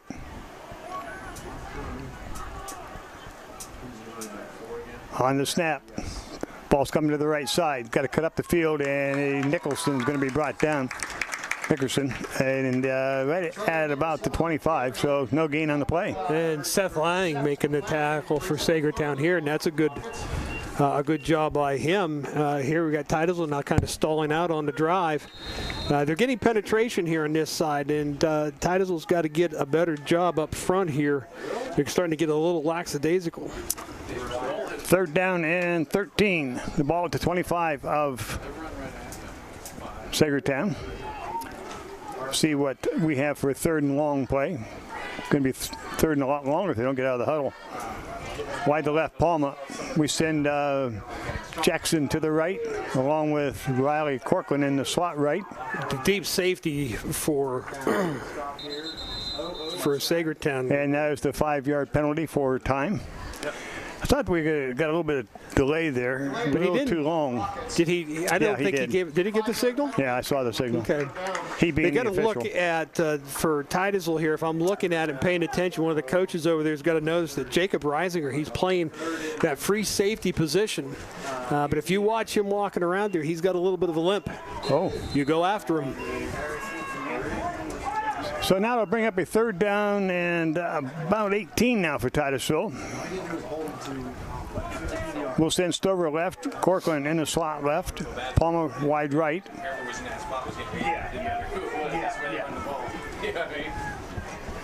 Look, I thought they moved. Looking over the middle. Got a man over the middle. It's there. Oh, in and out of the hands of Stover at about the 10. Wow, that would have been the 1st down for Titusville. Brings up a 4th. Whoa, I thought we had that one. Well, and so far, one of the things we're watching on Titusville's offense here, it's not necessarily that they've been stopped, but plays like that, you stop yourself. This is one of the things that happened a lot to Titusville last year, and it's happened a lot to Saegertown this year. That's the first one here that Titusville really should have made the play there. I thought we had movement in the line, so they must have got off just at the snap. Well, I think it does seem to be a little bit off. Both offensive lines seem to be off just a little bit with the cadence. So Titusville now with a 4th down and 18. The ball at the 30 is Saegertown. Gonna look over the middle. Oh, he smacked and brought down. He didn't get a chance to look. Back at the 37-yard line. Good stop. Good defensive series for the Saegertown Panthers. Seth Lang there blitzing in on the quarterback here. He just comes untouched. And I'm guessing it's Stephen Partridge wasn't sure about the read to pick up on that one, but he comes through untouched. So this is one of the things that worries you about a football team like Titusville. Is you had all the momentum, you're starting to give it back. 1st down and 10 now for Saegertown after that good stop by the Panthers. Maddox is in the slot right. Back's now going to be split behind Blaylock under center. In motion, Maddox. It moved early. Ball's given off on the counter to Keitlinger, and he's not going to get anything, maybe a yard. I think it's Dunlap and Corcoran on the tackle. Both of them doing a nice job of staying at home. The play starts coming to the offense's left, and he cuts back to the right. Titusville's got people there to stop the cutback. 2nd down 8 for Saegertown. Ball at their 39. Titusville leading 16-0. 3:55 left to go here in the half. Backs are split. Maddox in the wing right. Got a receiver wide to the right. Blaylock. There's another blitz right up the middle. Nicholson just going to come right up the middle here. You've got to see this, and I don't know whether Saegertown's just not seeing it or whether they're not sure how to adjust for it. What are they pulling? I don't know. I didn't see it being pulled, but he's right there, 77 trying to pull, but I don't think that he's not expecting him to be there. But if you're a pulling lineman going that direction, you hit the first white shirt you see. Oh, that's a linebacker shooting up in there. Yeah, we've sent him 2 or 3 times, and he's gotten through pretty clean on every time. He's playing the middle backer. Jared Kula comes wide to the left. Kyler's in the slot left. They move. Wing left. And they get the ball off to the running back. Maddox breaks the tackle. He's across midfield. Knocked out of bounds at about the Titusville 49. Isaac Jackson gets him to run out of bounds. Parker Harvey had a shot at him before the 1st down. Couldn't quite get there and knock him down. So that's a first big play here for Saegertown. This is what we've talked about. Momentum's a funny thing. Yeah, I thought this might have been a little bit. There's where Parker just took just a little bit of a shallow angle. This last block here is the one that I thought they might get a flag on. As Luke runs it back right there. Right there, yeah. That's a block. First down and 10. Ball goes off there. The You go. Nice he's play. brought down in the backfield. To Caleb 45. Dunlap. That's what you want out of your defensive lineman. He's going to beat his man, push up field, get into the backfield of Saegertown and make the stop. That's a nice play. Second down, 15. It's a loss of 5 here. So now Titusville's defense now being challenged a little bit. They're going to have to stand up, make some plays here. Bill, what's happening down on the sidelines? Not too much. Titusville still got really upbeat tonight. And I look across the field, and it looks like maybe Saegertown just might be a little bit down right now. Well, they had a good defensive series, and they've had a pretty good offensive series so far. So we'll see. Blaylock's going to roll to his left, keep the ball. Yeah, nice tackle. Nice job, 76. That's Stephen Partridge. He does a nice job. And it looks like Blaylock might be a little bit winded, or he's going to take a. He's going to come to the sidelines, talk it over a little bit. But that's Stephen Partridge here coming off. And he got blocked there. He made a nice play on that. Yeah, he did. He fights off a block here, and he's playing that far outside that defensive end position and does a nice job. Now, this play's kind of a little bit of a misdirection play, but he stays at home, fights off the block, and makes the tackle. Mason McClure will come in at quarterback for the Panthers. This is where you want to come in at 3rd and 25. 5'8", 170-pound junior. McClure loses the ball on the fumble. He's going to roll to his right. He runs over one man. Looks to the outside. He's going to throw. He's got a man deep, and he overthrows him by a whole lot. Palmer trying to get to it, but he cannot. Missed the snap and was unable to make a completion. So it'll be 4th down and 19 now for Saegertown. It's a very hard thing to do to a kid. You've been standing around, come in here and try to throw this thing for 20 yards and a first down. He fortunately throws that thing far enough away nobody can get to it, but that's a tough thing to do. Yes, it is. He took a nice hit afterwards, too. But there's a couple of guys there I thought might sandwich him. Yeah, nice hit. And now the Panthers are going to take a timeout. With 1:41 to go in the first half, Titusville leading 16-0. Panther timeout. We'll take a quick timeout. We're going to stay right here. We're going to thank our sponsors on the wireless mic, Titusville Dairy Products Company and Cochran Real Estate this week. Bill, you've been down on the sidelines in this first half. Just tell us a little bit about what's going on. What's the environment like down there? I'll tell you what, it's really great. Titusville has really moved the football really well. The kids are they're minding their coach. Let me put it that way. They're minding their coach. Well, you're just saying that because he's standing next to you. Hey, look at him smile. He can't hear me, though. Yeah. I think you got me. Yeah, he's about, 3 times your size? Yeah, I don't think I could run that fast either. And I didn't hear sir. The grass is too high. Steve, we had a chance to talk to Coach for about 50 minutes after the interview yesterday, and boy, just the passion, not only from the coaching standpoint, but the memories of actually being a player down at Carter Field, playing for the Rockets. Yeah. And we've talked about it before. We've said it before. For the kids that aren't playing football, that have maybe a semi-interest in it, you got to play now because you can't play later. Yep. Easier said than done, though. Yes, it is. McClure under center. 4th down play. Going to give the ball off. No, double handoff, and the ball's on the ground. Still on the ground. And McClure finally picks it up, but he's going to be stopped back at the 30, 29-yard line. So it's a 4th down play, so it's just Titusville picking up an extra 10 yards on a 4th down play. Did you ever see the movie The Replacements? Yeah. It reminds me of that play where Madden's drawn on the thing, and he's going to go here, and it's going to start here, then it's going to bounce here, then it's going to go boop, and it's going to go boop, and it's going to go back here, and it's going to pick up by the quarterback who started the whole thing, and he's going to get tackled for a loss. You know what he does with his spare time now, don't you? Yep. I love that movie. It looks like a play we used to do in the backyard.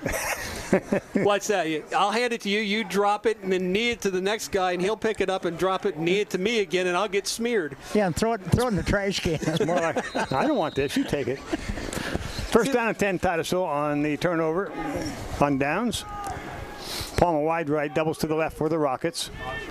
Ball's given straight up the middle to Parker Harvey. Straight up the middle. Drive straight ahead inside the 20 to the 15. Wow, Bill, you like that one? Oh, man, number 9 took a heck of a hit. Parker Harvey laid his shoulder into him. Yeah, well, Parker Harvey's feeling it too. But you got to give him credit. Instead of trying to run and hide, he's right there. He stood up there for it. But this is what we talked about with Coach Baldwin at the meeting we had with him. Second, third, fourth quarters, that's what starts to happen. They start getting a little gun shy to come up there when you've got the 200 pounds bearing down on you. Doubles to the right, single to the left for the Rockets. Harvey still in the backfield. Harvey gets the ball to the left side. Somebody shot in there. Nice play. Well, this is about the fourth or fifth. Lang. Seth Lang again coming in there. We've got to get somebody on him to make a block. Is he coming from what position? Coming from the backer? He's listed as a defensive tackle. He's not a very big boy. No, 5'7", 150. Well, he took a nice angle that time. But I think he's playing a defensive end position on the left side, the right side of the defense, left side of the offense. So Titusville better figure out how to block him. Second down, 13, Rockets. Parker Harvey straight up the middle, drive straight ahead into about the 16-yard line. Bring up 3rd and 10. He's brought down there by Titusville will take Barner. a timeout. I'm sure that Coach Baldwin here, even with 23 seconds and having a ground attack like he does, I think he still wants to get more points and should. Sure. 16-0. So he may have to, these last couple of plays, put the ball in the air. One of the nice things about the running game is that you can control the clock. The negative to that is don't get down by 10 or 15 with the fourth quarter. Yeah. Because if you can only run the ball, you don't have a passing game, you have no way of coming back. And so that could come back to haunt you later in the season. But they look like they could throw the ball. Well, they do. LaRoque threw the ball pretty well. Yeah, he's thrown the ball well tonight. He had one pass that sailed on him a little bit, but so far he has thrown some accuracy in his passing. We still have a couple of balls bouncing off of hands that we've got to bring in. I think, first game jitters, you're just kind of looking to run before you get the ball, secure it, and then go. I think, Steve, you're talking about two teams here that are looking to make these improvements, and they've had a couple tough seasons. And they're desperate for it. Yeah. That's the thing. There's an air of desperation with these two teams to try to get their first win. 3rd and 10, Titusville. LaRoque looking to throw. He's looking over the middle. He's got a man towards the end zone. It's going to be intercepted in the end zone. Brought out. He's out across the 10, the 15, the 20, out across the 25. Nobody to get him. He may go all the way. It could be a 110-yarder. Palmer might have a shot. Palmer is going to get blocked, and it's going to be a touchdown, about 105 yards. Big play. Jacob Reisinger, and the pass is there. LaRoque underthrows it on this one. And I'm sure Coach Baldwin is now kicking himself for trying that, but threw that into a crowd. He threw it into a crowd. Should not have, maybe shouldn't have thrown that one. He's got him. But he's got to throw that thing deep. If you're going to throw that to Isaac Jackson, you got to throw that thing to the goalpost, let Jackson catch it. But again, here we got nobody being able to get in the way to bring him down. 103 yards. So a big play here for Saegertown. No excuse. Big deal here for with 1 second game. to go. 1 second left on the clock. Yeah, that's a big play. Hayes to do the extra point with 1 second left to go here at halftime. High snap. And now they messed up, and they're going to be stopped. One was going to kick, one was going to go for a 2-point. Yeah. So kind of a mix-up in the call there. With 1 second left to go, it's 16-6 Titusville on that big interception by Saegertown. Yeah, it's and that's a tough break for Titusville. Some people will question the call. Why are you doing that? You're a running football team. You have the score 16-0. The odds of that happening. Realistically, it could get picked off, but him running 103 yards on you, not very likely, Hey, guys. Yeah. What I thought they might do down here with 3rd down, they've been hitting on that 5 or 6 yard quick hitter. Yeah. Pretty good. I thought maybe they'd go for two of those. I think probably the time element had a little bit to do with the call. Tried to get it all real quick with 23 seconds to go, but they got a good kicker. Well, I'm like you, Bill. I was kind of wondering if they don't throw that 5 to 7 yard drag pattern across the middle that's been open, and then call the timeout and try the field goal attempt, or maybe run the ball again. But it's one of those things. It was a call that Coach Baldwin made, and this one happened to bite him. It'll be a learning situation, wouldn't it? Nick Saban tried a 60-yard field goal that Auburn ran back on him. I don't hear anybody questioning him, so. I'm not standing by the coach either, so. I know Nick Saban, and you, sir. Oh, wait. And on the kickoff, Titusville will recover at the 40-yard line, and that will run the timeout. So the half will end on that big 103-yard interception by Saegertown. We go to halftime, 16-6. Titusville Rockets on top. We'll be back with halftime messages.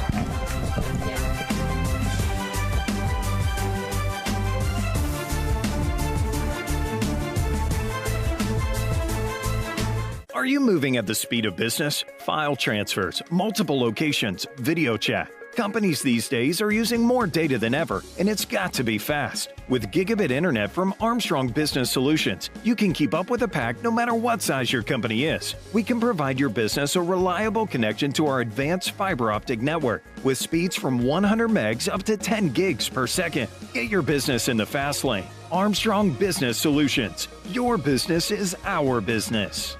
Community Connect Federal Credit Union is a not-for-profit, member-owned financial institution, and becoming a member is pretty easy. Stop in, call, or visit our website at communityconnectfcu.com and click Join to get started. Ask about our money market accounts, low-interest loans on new and used vehicles, or start saving for the holidays with a Christmas Club account. Visit us today to get started. We're Community Connect Federal Credit Union, 1050 East Spring Street, Titusville. The Gordon B. Garrett Funeral Home is dedicated to providing the highest level of service to Titusville and surrounding communities. Our family and staff continues the tradition started by Gordon B. Garrett in 1965, treating our clients with care and respect. Since then, we have grown, now in our third generation and in 2 locations, 303 North Washington Street and 203 East Main Street, Titusville. The Gordon B. Garrett Funeral Home, a history of tradition and commitment to excellence. Interstate Pipe and Supply is proud to announce their celebration of 50 years in business. Holding true to their motto, service means business, they offer a full knowledgeable staff, full fleet of trucks, and large product offering. They are not just a plumbing location, but a one-stop shop assisting homeowners and contractors quickly and efficiently. They have been a primary pipe supplier in Titusville for 40-plus years. Good luck to the Titusville Rockets this year, and thank you for making Interstate Titusville's premier pipe supplier. Anderson Physical Therapy is committed to your long-term health and well-being. With certified licensed therapists, Anderson's can provide therapy for all your rehabilitation needs. With offices located at 202 Union Street in Titusville and 118 Main Street, Ute, Anderson looks forward to opening their new location in Cambridge Springs, making it convenient for you to get back to doing the things you enjoy. So stay on top of your game with Anderson Physical Therapy, with convenient locations in Northwest Pennsylvania and online 24/7 at andersonphysicaltherapy.net. And welcome back. It is halftime here at Saegertown High School, 16-6 at the half, and we welcome you to our halftime show. This is the Anderson Physical Therapy, Clifford's Carpets and Waterbed halftime show, and will bring you the sounds of the Titusville High School Marching Band.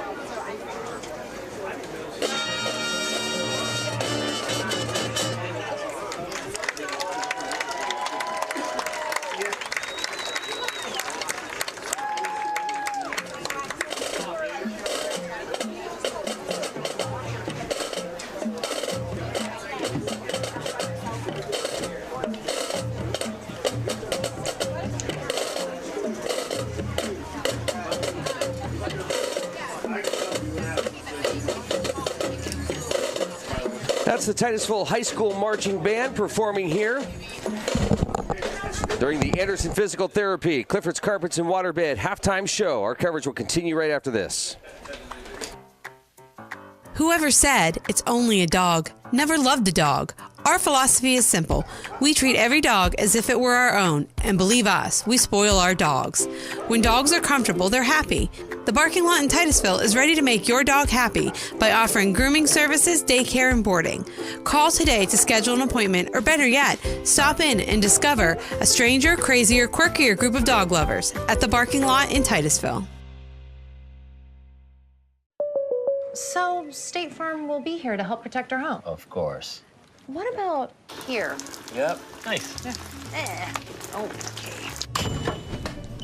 Here? Mm-hmm. Who puts tinfoil in the microwave? Here? Here? Here? Feels a little awkward. A little. Here? You too. So cold. Go with the one that's here to help life go right. State Farm.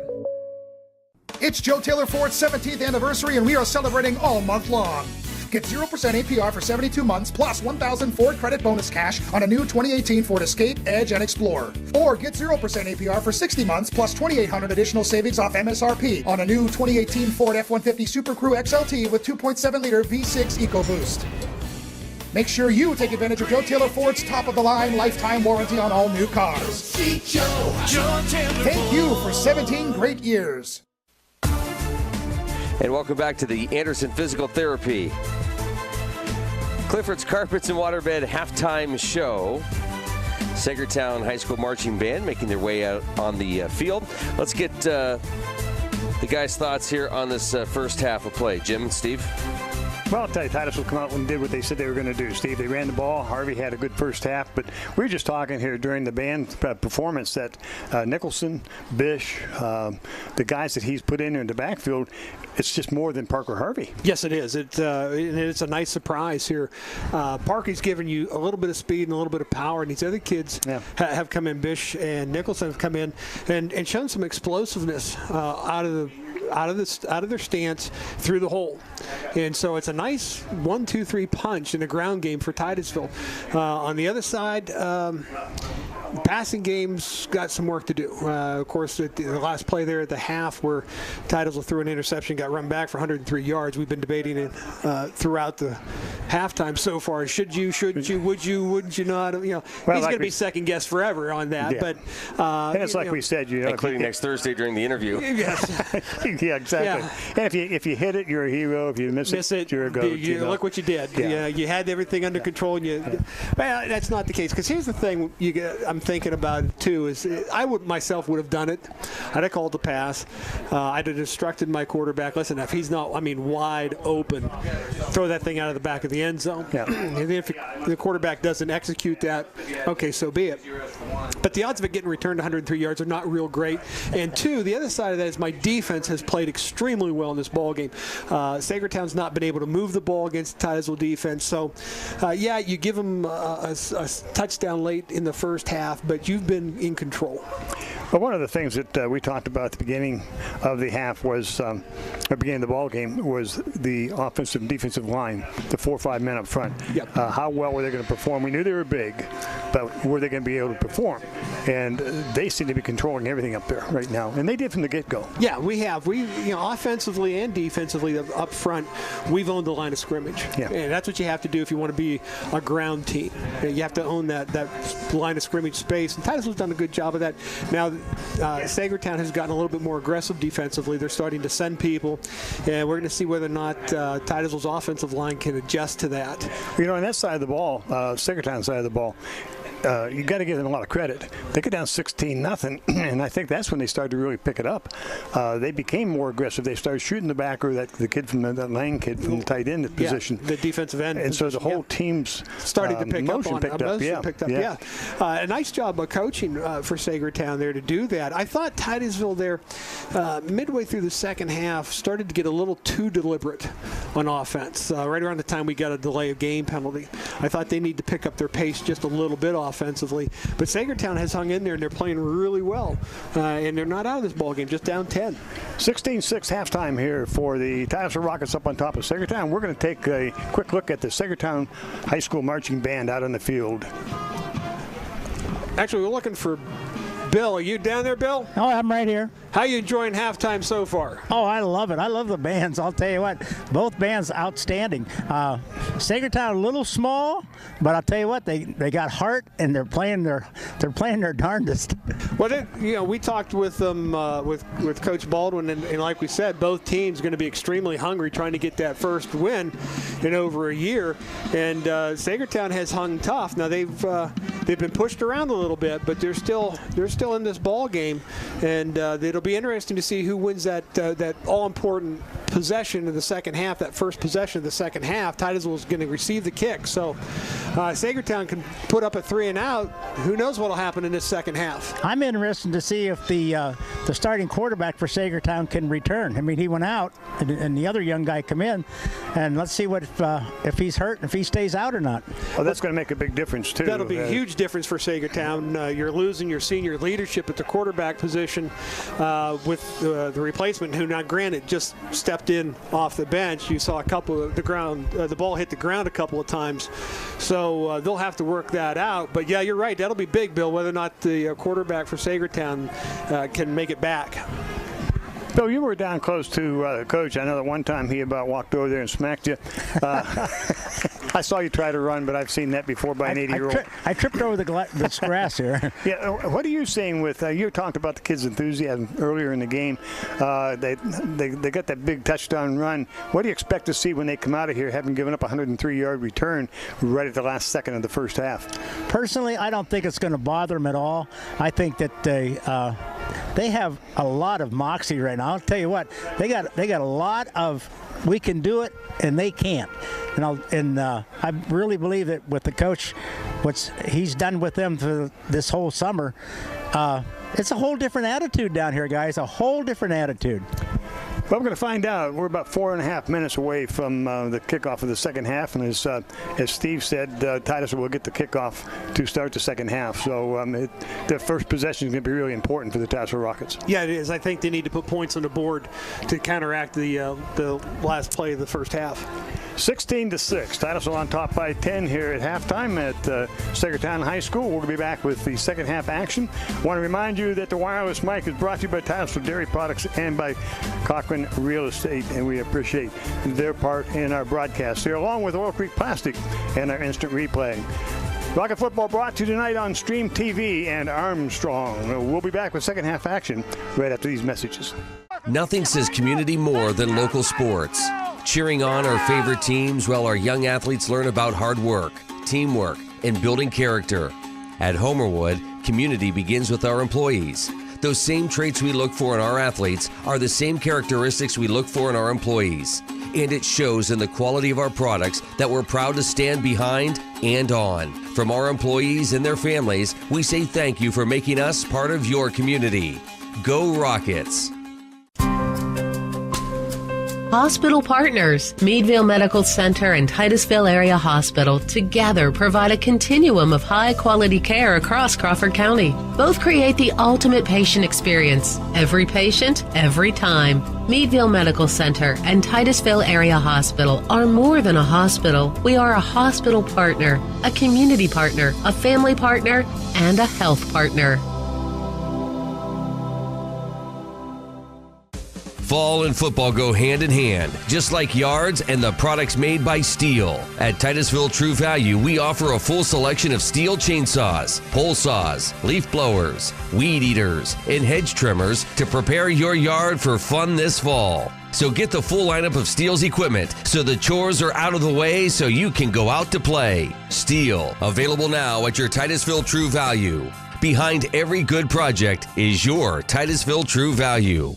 Anderson Physical Therapy is committed to your long-term health and well-being. With certified licensed therapists, Andersons can provide therapy for all your rehabilitation needs. With offices located at 202 Union Street in Titusville and 118 Main Street, Ute, Anderson looks forward to opening their new location in Cambridge Springs, making it convenient for you to get back to doing the things you enjoy. So stay on top of your game with Anderson Physical Therapy, with convenient locations in Northwest Pennsylvania and online 24/7 at andersonphysicaltherapy.net. And welcome back. It is the Anderson Physical Therapy, Clifford's Carpets and Waterbed halftime show. We want to thank our sponsors for bringing us the sounds of the high school marching bands. And it's just, week one here, guys. It's taken me a little bit to kind of forget about who we mentioned for some of the sponsorships during the breaks last year. Get caught up on our new sponsors this year. And we want to thank all of those supporting us. And we are on Stream TV and Armstrong this evening. So big thanks to Armstrong for allowing us to bring folks tonight's opening season football game between the Rockets and the Panthers. And here at the half, it is the Rockets 16, the Panthers 6. Speaking of openings, next week Titusville will open at home their 2018 season. Have Northeast coming up. So is that right? Northeast. Yeah.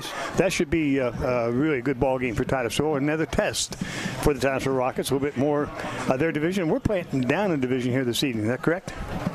Region? I get this all messed up. Well, I can help you out with that in a second. When they redo this all the time, it's hard to. Well, here we go. While we're looking for that information, weeks 1 through 4. Saegertown is Region 2. We are Region 6. We are Region 6, so we are down. This is Saegertown. Northeast again next weekend. That's the home opener for the Rockets. Northeast will be an interesting ball game. We used to scrimmage them in years past, and it was always a fun scrimmage. Then week 3, Cochranton is coming to Titusville to play, and there's remembrance of a few years ago in that exciting ball game at Cochranton. And quite the opposite last year. And then again, the powerhouse of the region, Mercyhurst Prep, again, probably odds-on favorite to win the region, and that is a Thursday night ball game at, we believe, Mercyhurst University Field. So those are the first 4 opponents that Titusville will play this opening season, and it'll be interesting. Northeast will be a good ball game. Cochranton should be a good ball game. Mercyhurst Prep, you're going to find out what you're made of when you play Mercyhurst Prep. Yeah, they got the size, they got the speed and so on to go with it, and the numbers. So that should be an interesting. I'll tell you the game. Interesting ball game. We've got to get there first. Yeah, absolutely. The other interesting ball game this year, I think, is the Fairview game when you have Nate Liberty, son of former Rocket assistant coach Tom Liberty, and a lot of interesting blood there between Titusville Liberty and Liberty. Yeah. Yeah, that should be a good ball game. And Fairview always puts a good ball club on the field.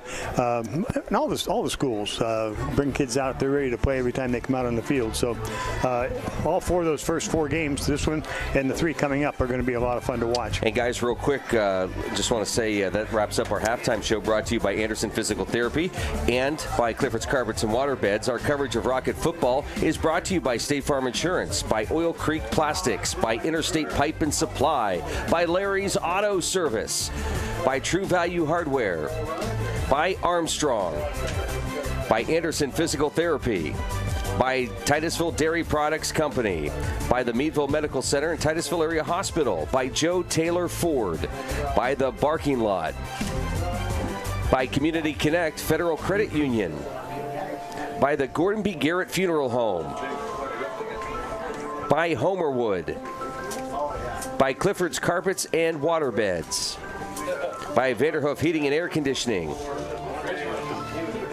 by Family Video, and by Corky's Pizza and Subs. And Corky's and Family Video will have your player of the game coming up after this half. Both teams out on the field as we get set to go. Titusville will get the ball here. They deferred to start this ball game, and I'm thinking now that was a really good decision because you gave up 103 yards at the last interception at the last second of the first half. You want to get your hands on the ball, and you want to start all over again, start pounding this ball down the field. Yeah, and that's what we talked about. This is an important possession. The first 2 possessions of the second half, I think, are big possessions. Your offense gets a chance to get on the field for Titusville here first, get some points on there, and then turn around defensively, shut them down real quick at a 3 and out, make them punt the ball back to you, and keep things rolling along. So big possession here coming up for Titusville. Titusville will be sending back probably Palma, and we'll see when they line up Palma and maybe Bish. At halftime, Maplewood leading Lakeview by a score of 35-0, and the halftime game for the Tigers of Maplewood High School. So they're off to a good start here in the first half. It will be, let me see, Palma and I believe interception return for a touchdown. Jackson, I think. Jackson, I think. Isaac, is that? Isaac Jackson, I believe it is, number 5. Number 5, yeah. And if you notice, they're sneaking up a little bit too. Yeah, they're up to around standing about the 25, so they don't have a whole lot of respect for this kickoff. Last kickoff, only kickoff, well, 2 of them. The last one they tried a squib kick, of course, 1 second go on the clock. They didn't want anybody to pick it up and run it, so Titusville will have to be ready as the Panthers tee it up, wait for the whistle, and we'll get this second half underway. Titusville leading 16-6 as we start the second half of play here. Lights are on. And we're waiting for the whistle. We get it, and here comes the kick. And it's going to be a short kick. It's going to be picked up by Titusville. Oh, we almost fumbled it. We bobbled it, but fell on it at about the 40-yard line. Yeah, that's wow. Ryan Bish drew a bead on it. And again, we've seen this a little bit, and I think the heads are turning just a little bit. You know, you got to get the ball into your hands first before you try to run with it. That's when you just want to catch and fall. You're going to get good field position, not risk a turnover there. Ball spotted at the 41, first down and 10, Titusville, as we get the second half underway. Momentum probably a little bit with Saegertown right now after that big interception, so Titusville needs to grind one out here and get that momentum back. Palma comes wide to the left. We have doubles to the right. Stover and Corcoran's my guess. Harvey in the backfield. Rock under center. Ball given off to Harvey. Comes to the outside. And up quickly to make the tackle was Maddox. And a loss of about 4. So probably some adjustments at halftime based on that first play of scrimmage. Yeah, this is a good read by Maddox. He's going to come up, and nobody's going to be able to get a hand on him here. Again, Titusville, he's going to come from the right inside backer position, comes through. There's nobody there. You see our tackle, our backside tackle, not able to get there in time. I wonder if they'll spy on him. Let's just watch Maddox and see if he's spying on Harvey. He might, yeah. They might try spying the tailback here. Doubles to the left, single to the right, wide side of the field to Titusville's right. Second down and about 13. to Harvey, straight up the middle, across the right side, big hole, drives straight ahead and is going to pick up about 7 to 10 yards. He takes it down to the 45 of Titusville, or up to the 45, I guess, which direction we're going. Yeah, that's a good offensive play for Titusville, just straight ahead. Open up a gap and let Parker Harvey see an opening. There it is. They do a nice job. Now they've got somebody, number 10. That's the Seth Lang, who's made a lot of plays for Saegertown tonight, not being able to bring him down. Makes it 3rd and about 6 here for Titusville. Titusville will send 2 to the right, 1 to the left. Again, wide side of the field of Titusville's right. Straight ahead football for Titusville for the most part. As they go wide, no, LaRoque's going to throw. Throws outside to Harvey. Harvey's got the cut pass across the 50, the 45, the 40, the 35, and brought down about the 32 as they got him out of the backfield. I was thinking of that play this afternoon because of that single back. Really? Yeah. Believe it or not, when I was mowing yard, I thought, throw to Harvey out of the backfield. Hey, Jim, what are the lottery numbers I need to pick tonight? Here's a good throw. This is a good catch by Parker Harvey. We'll just continue on here. He makes a nice catch and a nice run. Big play for Titusville. Going to get a first down here now. Continue the drive. I think he don't need your help, Bill. I think you thought the play when you're falling off your hole. Doubles to the right, single to the left. I don't need this abuse. Wide side of the field to the left for the Rockets. LaRoque wants to throw, almost fell down, picks himself up, going to throw deep. Got a man into the middle. Oh, interference. Oh, man, pass interference? I don't think you can let that one go. It was well over his head, and I guess that's what they're going to say. I don't know that they have that rule in high school football. I don't think they do either, but boy, there's a good push in the back. Wow, do we have that on tape? Guys there on him? Yeah, we're going to take a look at this here.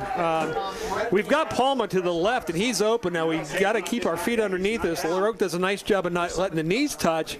But the throw here, and right there, that's called interference, folks. Or big time. Yeah, that's Keitling and hitting the receiver well before the ball gets there. 2nd down, 10, Titusville. Doubles to the right, single to the left. We made the call. They didn't, so it doesn't count. LaRoque. To Bish. Bish across the right side. He's met and dropped after pickup of about 4, maybe 5 on the play. Bring up a 3rd down. Again, there's a zone read stretch play to the right side, and we're going to try to get outside on them. And we're going to pick up 5 yards. That's a successful running play here. It's all you need to do. It's a nice plant and come up here. There's a good hit there by Robbie Brown for Saegertown on the tackle. But Titusville, again, 3rd down, but it's manageable here at 6 yards. Palma will go to the left. You can tell that's not. 2 to the right. Check that. 2 to the left for Titusville. Single to the right for Titusville. Again, single back. Strong side right. LaRoque throws over the middle. Nice catch by Palma. Maybe inside for the first down. That was a nice catch. Baldwin catch again. Huh, Bill? Nice catch by Palma. Yeah, this one here, LaRoque is going to let the ball high on Paulman. Yeah, you'd ask any receiver, is it okay if you come across the middle and I throw the thing high? He's going to tell you no. I just assume you not do that. So this ball's got to get down a little bit. Good catch, a little bit of a bobble, but nice concentration. 1st down and 10, Titusville at the 17. Got to get some points out of this now. Doubles to the right, single to the left.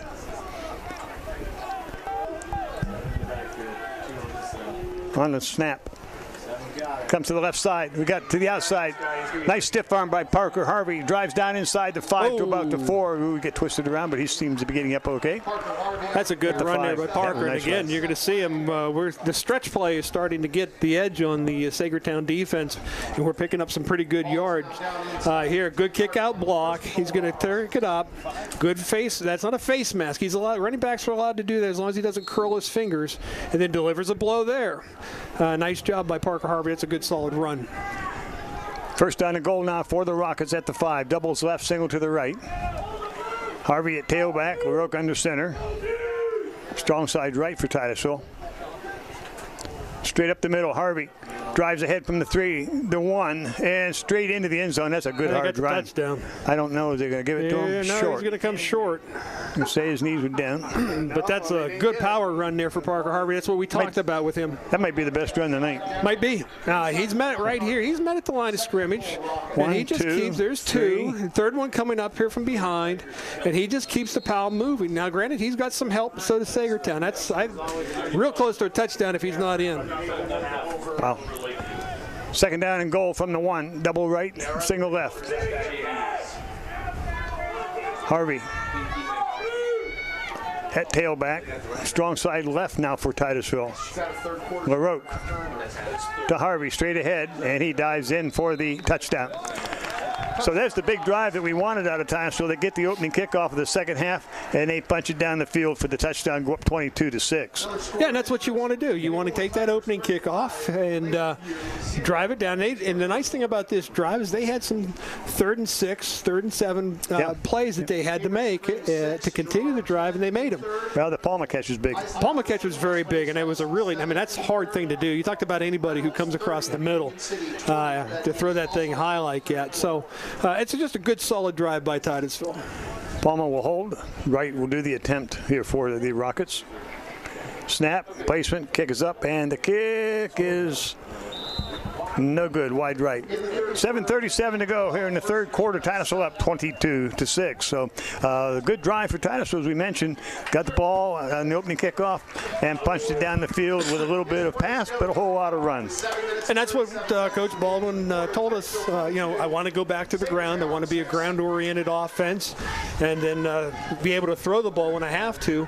Passing's been a little bit suspect, to be honest with you, with LaRoque, but he's a first-year quarterback, so you're going to have that.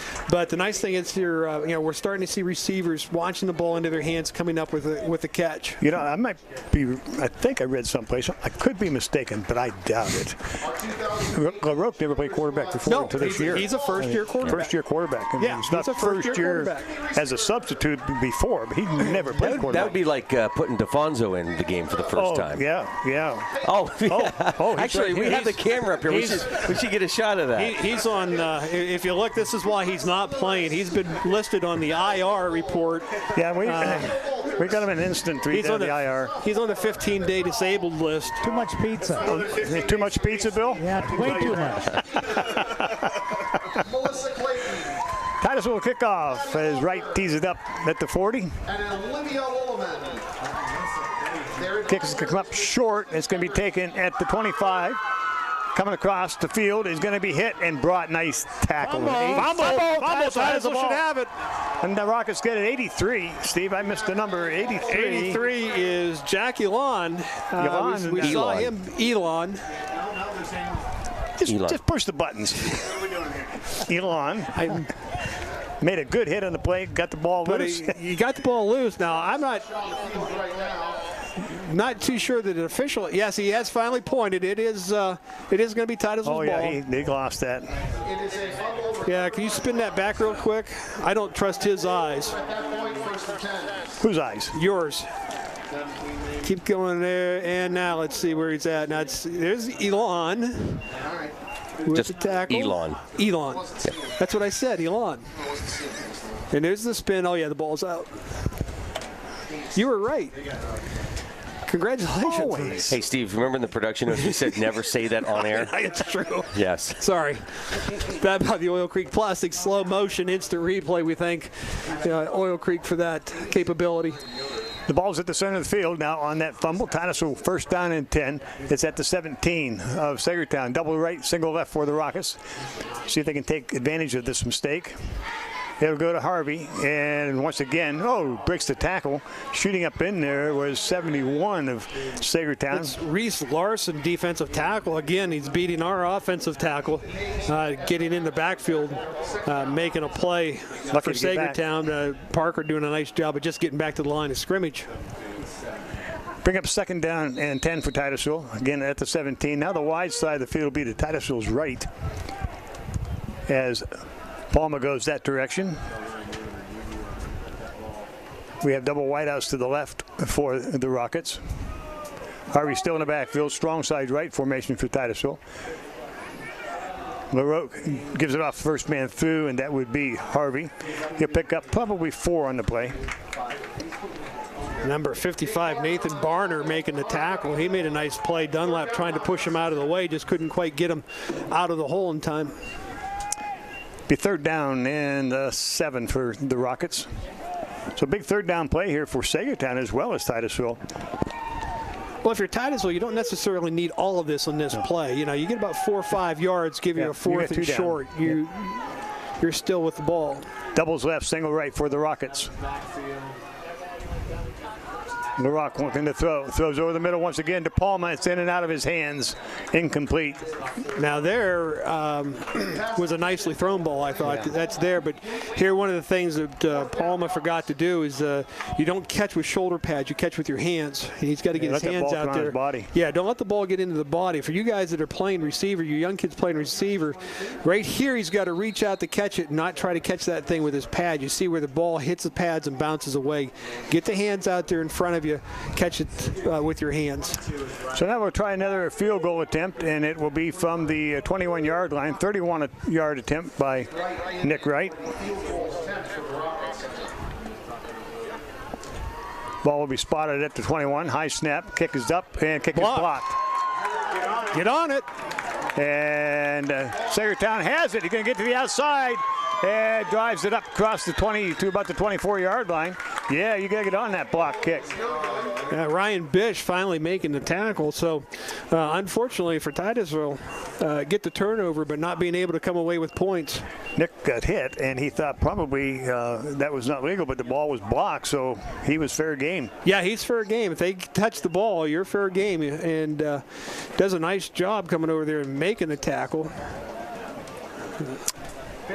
So Titusville unable to turn the turnover into points in Saegertown with the hold. Now we'll have the ball first down and 10 at their own 25. Now Saegertown is working. Quarterback, yeah, guys. It's the backup quarterback, right, Bill? Yep, backup. That'd be Mason McClure at quarterback. Come in for the injured Dylan Blaylock in the first half, late in the first half. Backs now are split behind McClure. He'll go under center on the snap, and there immediately again, right up the middle. Right up the middle. Titusville shoots, and that is again Charlie Nicholson, who has played extremely well, coming up the middle on the blitzes. Again, he's through the hole before Saegertown can get out of their stance. Well, you saw him sneaking up there right before the snap. You would think you would be telling one of those front backs, if they're not going to get the ball, somebody's got to pick up that kid coming through the middle. You take him either way you want to, but somebody's got to pick up this backer. You can't let him come free like this to the running back. A loss of about 5 on the play brings up 2nd and 15. The ball's back at the Saegertown 20-yard line. Saegertown will send Hayes White to the right. They have now a double wing set up. Single back. Put a man in motion. Yep, they're going to bring that back. Fumble with Titusville's on it. I don't know if that's an illegal shift or illegal motion. But that's not a stoppage of play, so that will be a turnover. Well, it is if it's motion. If it's a legal motion, it's a dead play, but if it's a legal shift. It's a legal motion. It's a legal shift. This is motion, right? Right, yeah. So it's like walking versus like 1, 2, like Boba, yes. It's an illegal shift. It's a legal shift, so it should be a live play. Decline Titusville ball, yes. There's a fumble. Titusville gets the ball. So Titusville will take over on the fumble once again. And it just never got into the running back's hands. He just never got the ball. And I don't know whether it came out of the exchange poorly with the quarterback or what, but Titusville's going to get the ball here. Who's on the ball that I can't quite see? 50-something. That's what I want. Come on. Just 51. Dunlap. 51. Dunlap with the recovery. Good penetration here by Dunlap as well. So Titusville with another turnover. You really need to turn this one now into points. Double to the right, second to the left. 4:50 left in the third. Titusville leading 22-6, but second time we've had the ball inside the 20 in the last couple minutes, so see if they can put points this time on the board. Strong side left, straight up the middle. Harvey drives, still driving, down inside the 10 to about the 9. Nathan Barner on the tackle. We've heard his name a few times for Saegertown, but again, Titusville running straight at him, picking up 5-6 yards a pop here. It's no reason to change that formula, I don't think. I think Saegertown's going to take a timeout and talk about this here. 4:30 left to go in the third quarter. Titusville leading 22-6. Saegertown taking the timeout. So this is the second time we've had the turnover here in the last couple of minutes, Steve. We didn't get points in the first, and it's really important to get points here to develop that habit of getting that turnover. That's what they talked about. Coach wanted to improve on turnovers this year. I believe he made some comment to one of you guys. Yeah. I think he said he liked to go to Arby's for turnovers. That's which we all agreed. I know. That sounds. Yeah, be okay with me. But yeah, you want to get points off of. Two different regions for these teams. Stop. Saegertown is in Region 2, and in their region, you've got teams like Union City, Cochranton, Cambridge Springs, Eisenhower, and Maplewood. And of course, Cochranton, Steve, you mentioned earlier, that's going to be quite the team in that region, I think. Well, I understand that Cochranton has a pretty good football team. They were good last year. Yeah, I think they've retained. Was it the quarterback or the running back that's so good with him? He's back. They had two. And they're both back. No, they're losing one, I thought. McFadden. I think one of them's gone, but the other one's staying. I think the quarterback's back, but I think they lost a running back. I think. I'm not 100% sure of that, but they'll be good either way. Titusville in Region 6 with Northeast, Fairview, Mercyhurst Prep, Girard, Harbor Creek, and Corey. 2 to the right for Titusville, single to the left. On the second down play to Harvey, breaking to the outside. Oh, nice trip up there. There he is Number again. 10, Lang. The young man's playing a good football game. He's playing a very good football game, and if he doesn't get his hand on first down anyway. Harvey's got his ankles. Harvey's ankles there. We get a first down, if not a touchdown. Yeah. Well, it would be a touchdown. There it is. Yeah, I would say he's a first down anyway, and whoever's going to stand in his way is going to have to take a beating because Parker's Harvey is, I'm sure, hungry to get into the end zone again. Brings up a 3rd down and 5 from the 10. 3:56 left to go in the third. The Rockets leading 22-6. Doubles right, signal left, Titusville. Strong side left now. That means the tight end is on the left side for the Rockets. 3 blockers to the left, and that's the way to go. No, Harvey cuts it back to the right, and he's hit at the line of scrimmage. He may pick up a yard or 2. There's a nice stop in there again by the Panthers. I thought that was a pretty good cut by Parker. Well, I thought he might have tried to stretch it here, but apparently he saw the wash coming in. Yeah, I think he probably should have kept it to the left. I think that one might have been a misread. One of the few mistakes that he might have made here. I think it was best to follow his blocking to the left. So 4th down and 3 for Titusville now at the 7 of Saegertown. See what Coach calls here for the Rockets. Fumble. No. And that means LaRocque is going to be tossed for a loss out across the 15. So those two series is not real pretty for Titusville. No, you can't. Could have blown this game open. Yeah, you had an opportunity here to put 2 touchdowns on the board, basically end this thing with only basically 3 minutes in the third. You could have put this game out of reach, and just have not been able to do it. So that's something that I'm sure Coach Baldwin will address with his team after the ball game and subsequent weeks of practice. Somebody gives you a chance to put them out, you got to take advantage. You got to take advantage of it. Put them out.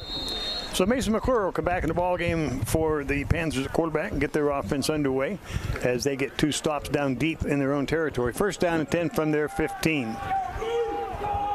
They'll send a wide to the right. That'll be Kula. Stover thought he's coming off the field. He's so far to the right. On the counter play, nothing there. Somebody stayed home nicely for Titusville. One of the big linemen. Right, so Maddox was a carrier. 76. 76, Partridge. That's Partridge making the tackle Thank there. you, Bill. You're welcome. Yeah, it's just getting dark enough that it's kind of tough to see sometimes in that mix. Your front 4 up there right now, you've got a sophomore in the game now, Joseph Jacobson. He's a 6'2", 200-pound sophomore joining Partridge, Dunlap, and I think Sutton as your front 4. Double wide on both sides for McClure's going to roll to his left. Oh, he's being chased. McClure's at the 5, coming back up across. He can be driven out of bounds at about the 13, 14-yard line. See where they spot. Palma coming up. Or no, I'm sorry. That's Bish coming up making the tackle. They're good pressure by Titusville. I thought maybe Saegertown got away with right there. 77 pulling Dunlap. You got to throw that flag. But he does a nice job of avoiding the rush, but we do a nice job of closing them out here. Used the sideline nicely that time. Yeah, that's what you want to do. That there again on the Oil Creek Plastics instant replay. 3rd down and 10. 2 minutes left to go here in the 3rd. See what the Panthers call here in 3rd down. The backs are going to be split. They got a man in the wing right. Receiver wide to the left. McClure rolls to his right, wants to throw. He's going to be brought down by Corcoran. Nice job by Corcoran. He does a nice job of fighting off a block here, too. Yeah. He's being blocked the whole way in there. Nice job there by Riley Corcoran. That's a big play for Titusville. Ball goes clear back to the 2-yard line and bring up a 4th down. They got a punt from their end zone. Yeah, 4th and 21, send them. Yeah, we got 2 or 3 people back there doing a nice job of getting penetration, rushing the passer there, but Riley Corcoran does a nice job getting a sack. So that'll put Hayes in punt formation. He'll send Palma back, and he'll stand at the Panther 35-yard line. Good snap. They got the kick away. Palma's going to take it. At about the 37, gets to the right side. Look out, he's got the speed. Across the 20, the 15, the 10, the 5, and knocked down at about the 3-yard line, maybe a little closer at the 2. Yeah, once he got to the outside there. Yeah, I think he's I saw him straighten his leg out there, so I'm wondering if maybe he's just not suffering from a little bit of a cramp there. He's going to. But here you see there's a nice job there by Isaac Jackson not drawing a clip. And then it's a speed. 57 helped us out by by blocking Reisinger out of the play. And then he breaks a tackle. Just looked like maybe the turf monster and the leg cramp got him at the same time. He's down about the 3-yard line. That's a good return. Is Bill over there someplace? Yeah, I'm right here. You didn't trip him, did you? No, I couldn't catch. Oh, I forgot about that. Bill's back up here at the 40. He gave up on that as soon as he caught the ball. I saw the ball go up in the air, and I ran the other way, guys. I'm getting away from these guys. What was it, a couple of years ago, though? You decided to try to mix it up and stayed real close to the sidelines. You got knocked out by I almost knocked down by 2 or 3 guys? I almost did. That's what I thought. Yeah. You know, when I said that this is a young man's game, Bill, I really meant it's a young man's game. It's a young man's game on the mic. I can tell by what you guys are up there doing. Wireless mic proudly sponsored by Titusville Dairy Products Company and this week Cochran Real Estate. I love their cottage cheese. Yes. Palma, it looks like he's back on his feet. Quiet. You know, speaking of Titusville Dairy Products, boy, they're a popular supplier to a lot of the vendors up at the Crawford County Fair, which is wrapping up this weekend. I mean, the amount of people that get the ice cream down at the dairy barns, it's incredible. Right, yeah, and that's just the baby cone, right? It's huge, yeah. 1:03 left to go in the 3rd. Titusville will have the ball 1st and goal from the 2 after they return by Palma, and he's up and walking on the far sideline. Looked like probably cramps, but we shouldn't call because we don't know. We'll check it out, guys. We'll check. Strong side to the left now as LaRoque is under center. Harvey's in the backfield. On the snap, it goes to Harvey, nice straight up the middle. And Harvey's in for the touchdown. Wide open on the right side. He laid somebody out. Well, one of the things that I saw on this, can you back that up for me real quick? Remember we talked about kids are getting on the quarterbacks and their snap counts. Yeah. Okay, you watch here on this particular one. See, he sees them coming. He had it on a second cadence.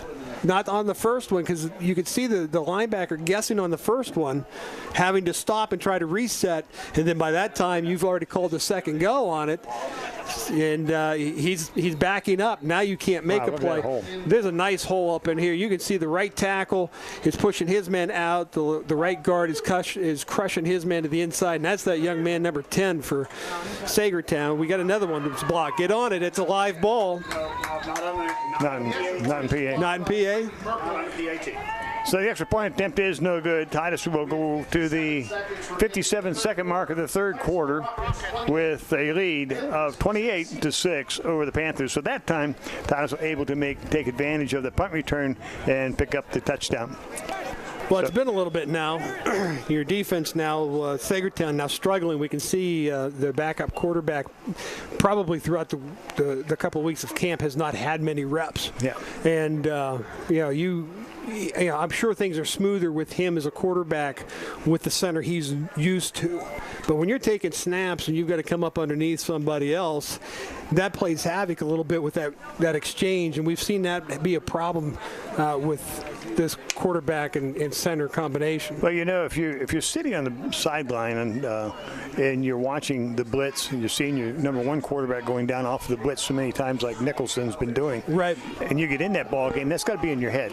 I got a blitz coming, I got to get the snap, I got to do this, I got to do that, and that hurries you about a half a second, and now you're all messed up. Yeah, you're pulling your hands out before the ball's out, and whatever else that's going on to you. Yeah, that's a good point. What? That's a good point. Write that down, Luke. Write that down. Did you hear that, Bill? I heard that. Oh, my. 78 years I've been waiting for it. I don't believe he said it.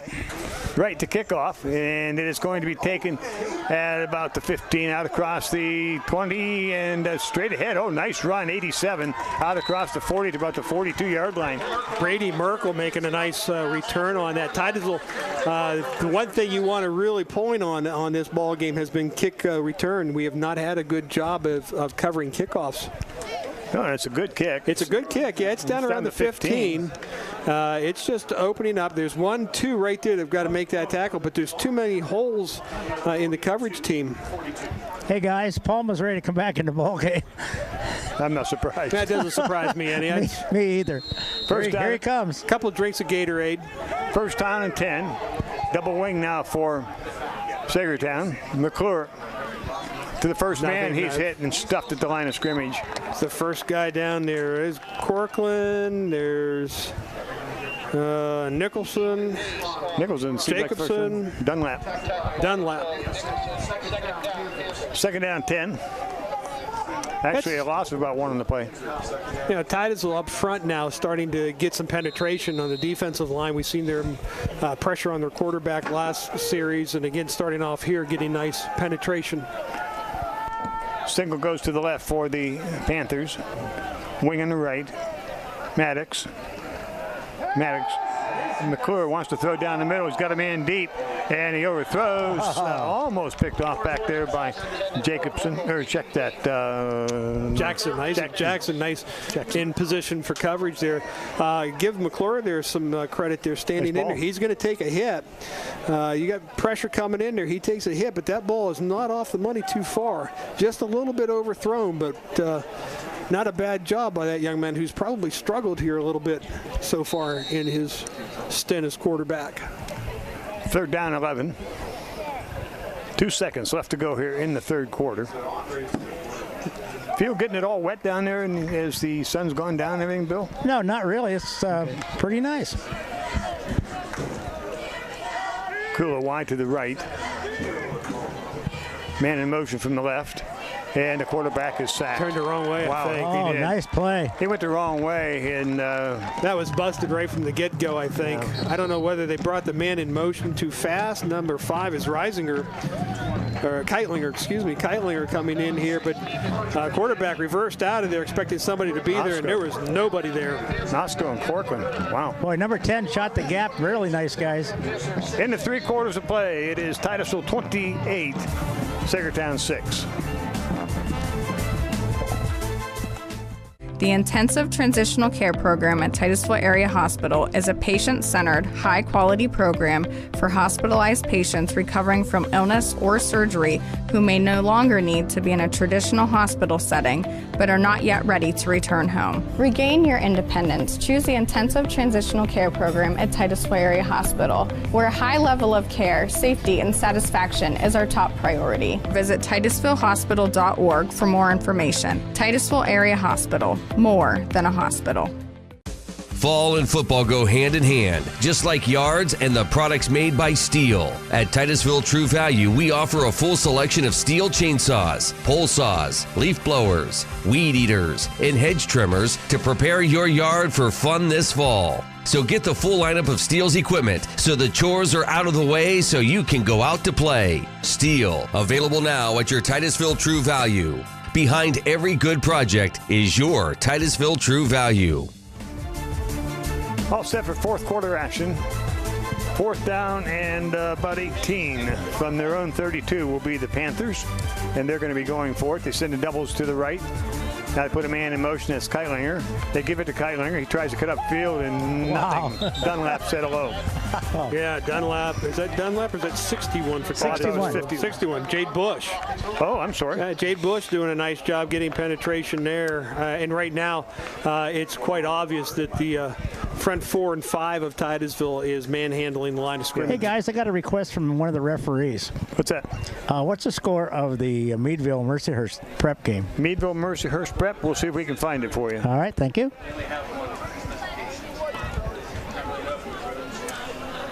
We can't get on it ourselves, so. Can you get the Mercyhurst prep score at all?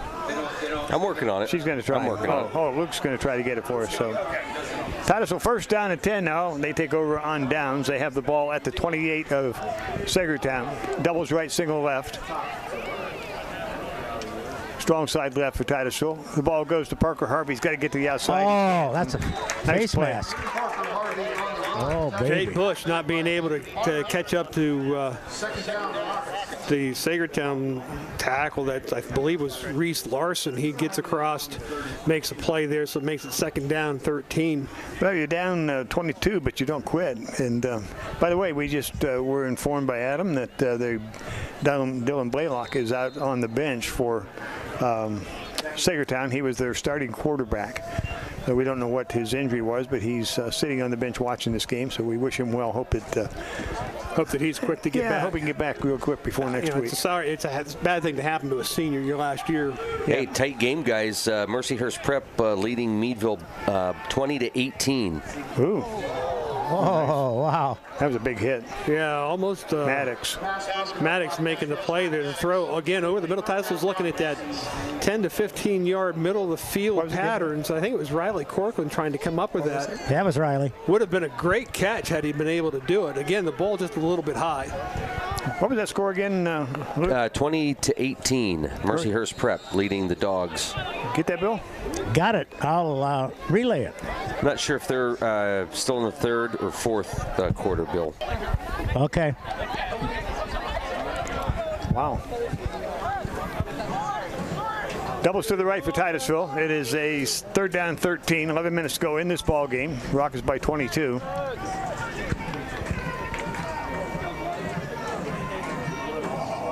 Pointed him out. Yeah, LaRoque saw the blitz coming. Dropping back to throw, and he's still going to get hit. No, he breaks the tackle. He takes off. Oh, nice hit.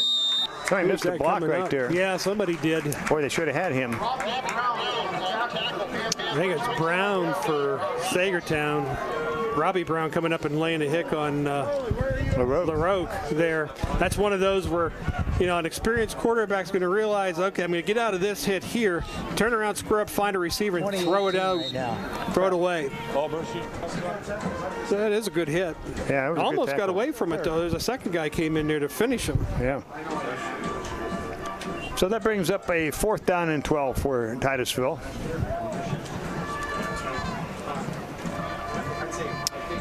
The nice thing about it, you can get out of here tonight with the win, but you see an awful lot of things you need to work on. Yeah, a lot of things that you need to work on, and on both sides of the ball. Titusville's going to take out. Something messed up there that coach didn't like, so he takes a timeout. Yeah, that's you might get out of here with a win. And for Saegertown too, you're gonna you might take the loss, but there's things for both teams to work on, but more importantly, there's things for both teams that they can build off of. Yeah, there are. And one of the things that I like about Titusville's offense right now, of course, I've always have liked the old 3 yards in a cloud of dust mentality. But we're running it well. I like what the line is doing so far tonight. They have controlled it. They are bigger. Give them that. Yes, they are bigger. But they're also using that bigness to their advantage. You know, that's the advantage that Titusville has over Saegertown up front. Now we've seen where they had success early on these stretch runs, the zone read to the outside. Even then, Titusville had control line of scrimmage out there. Now, late in the second quarter, throughout the third quarter, now here early in the fourth, those stretch plays haven't been quite as effective. So you've got to question one of two things: either mentally they're getting tired, or physically they're getting tired. Either way, I'm sure that Titusville will work on that this coming week. Steve, were you talking about Jim or the players? I wasn't. Both. Okay. Fourth down play. LaRoque wants to go over the middle. Has a man. Passes complete. But I don't know if he's going to have enough. Are they saying it's incomplete? No, they're going to mark it up here. They're calling it incomplete. I saw the back judge. Oh, I thought the way he was walking up there to mark it. Again, here's Riley Corcoran. Nice hands. Nope, couldn't quite hold on to it. That's a good shot delivered to him. I can't quite read the number for. Well, that's two hard shots Riley's taken over the middle. And the one thing that you'd like to talk with LaRoque is, you know, you're going to throw that thing across the middle. It's got to be kept down, but also that thing's got to get there with some zip. Yeah. You know, it's floating just a little bit too much. That ball's got to have some speed on it so that you don't hang your receivers out. Kula comes wide to the left. First down and 10 now for Saegertown. They take over on downs. Backs are split. Wing to the right is Maddox. The ball's given. No. McClure's going to roll to his left. Hold. Got across the 40. The 50. The 45 is going to come back and run down. Jackson does a nice job of running back. There's two flags on the field. A couple of holes out there. Well, we see here that containment gets broken. Titusville getting a little bit anxious now to try, thinking it's a passing situation here. Going to come after him. Bish comes to the inside, middle linebacker. It doesn't quite get there. Got to maintain the outside presence from the defensive end. He gets around it. There's the hold, and didn't really need to because he's well beyond him by the time they do that. But that's going to bring the play back, a positive play for Saegertown, who desperately needed one. Yeah, is going to have it brought back. So that's going to be tough. But it's the first positive play this young man here, McClure, has had at quarterback. So they're talking with the Titusville players. They're going to bring the ball back. And they're standing at the 40. That's where they're marking the hold. So it'll go back from that spot. And they'll take the ball back to the 30. See, it went from a 20-yard, 25-yard run to losing 2, having first and 12. Just got word that 5:15 left to go in the ball game. Maplewood up, what was it, 51-7? 49-7. So Maplewood got that ball game well in hand. First down and 12 now for Maplewood. Maplewood, listen to me now. Saegertown. Pass to the outside to Maddox, and he's out of bounds. They're going to mark him. Oh, wow. Are you kidding me? Right in front of the Titusville bench. Nobody seems to be saying much except our wireless man. They're going to mark him here for completion. That ball took a while to get there. It did. That was a long ways across field. Oh, man, that's bad. They pick up about 4 yards on the play. So we got some pressure on it, but Laird Stover gets outrun just a little bit. McClure throws the ball fairly well. He didn't throw it badly. That had a lot of air under it, but it's a long way across the field. But that's a long way across. That is threw the ball 60 yards. That's a throw. Those out patterns. That's why you hear them talk about NFL arms. That's the pattern they're talking about. Kula comes wide to the left. They'll put Maddox in the wing right. Split the backs behind McClure. Mason McClure, backup quarterback. Rolling back to throw, and he just throws a screen pass. And he makes a completion. And is out across the 45 to about the 46-yard line. That's a heck of a pass by McClure. I thought we had him sacked. That was a heck of a catch. I didn't see the catch. I was watching the quarterback. Yeah, I thought they had him too. Again, that is Nicholson, I believe, coming in here. He just gets the ball away, and we have somebody out there. I can't see it. I think, though, it's That looked made a nice catch. The lineman out there almost with a pick. First down and 10, Panthers on the double reverse. Got a man coming across the 50 inside Titusville territory to the 45, brought down by Palma. Close to a first down. It'll be second and about 1 where they mark it. So Saegertown with a little bit of life here in the fourth quarter. Yeah, Titusville's defense, you can't, this game's not over with yet. You don't want to let them score here because things can go south on you in a hurry. Maddox in the wing right. Ball's given off to Keitlinger. Oh, he missed it. They weren't set. I didn't see the flag. It's a good thing because he didn't get the tackle. And that'll move him back 5. That'll mess up the drive when it was 2nd and 1. Now it becomes to 2nd and 6. Titusville a little bit caught, not ready to go there on that. He went on a quick count. He did. And Titusville was asleep. So 2nd down and 6. 8:26 to go in the ball game. The Rockets leading 28-6. Kula will go wide to the right. Max will go in the slot right, and they'll send doubles to the left. McClure out of shotgun, looking to throw, throws over the middle, and it might be picked off. Oh, Parker Harvey's going to get 2 hands up there and catch the ball. Thought Parker was going to get that one. Look at the pass rush from Titusville here. Does a nice job. They don't get to the quarterback, but they push the center right back into his feet, so he can't step into it. There's the running back. And Parker Harvey's got to get 2 hands up there, catch the ball with 2 hands. Trying to pull that down with the 1. Bring up a 3rd down and 6. Ball spotted right at midfield. Wing right, back split for Saegertown. McClure looking to throw, still looking. Got a man over the middle, and it is going to be intercepted. And they're going to call. Oh, that's going to come back. That's going to be pass interference. Pass interference on Titusville. Near the interception. So that will come back. That'll be marked off from the line of scrimmage. I was surprised that they threw that actually, that flag. Pass interference, Rockets. Yeah, I'm a little. If he'd have just run by him, I don't know about that one. I'm not too sure about that one either. Can we run that back just real quick to the catch? Wasn't a great pass either, guys. No. We're just taking a look here. Here he comes. I thought he ran past the ball. And he's going to throw the thing up in the air. Parker, there is some contact there. Screens him off. Yeah, he does screen him off, but I don't know. Now you got to call that, I guess. It is interference, but we saw a nice block in the back to a receiver in the first half that wasn't called, so it makes you wonder. Single to the right for the Panthers. Keitlinger in motion to the right. Uh-oh, look out. Riley Corcoran blitz, and he hits McClure, drops him back at the 45. Rule number 1 for a quarterback, if you're going to roll out at all, you got to go. You can't jog out there because you don't know what's coming from the backside. Here, McClure. No backside help. No backside help. So you've got to roll. You've got to sprint to the right. He doesn't do it, and Riley Corcoran runs him down. Hey, Bill, an update for you. Mercyhurst Prep 27, Meadville Bulldogs 18. All right, thank you. 7:43 to go here in this ball game, 28-6 Titusville.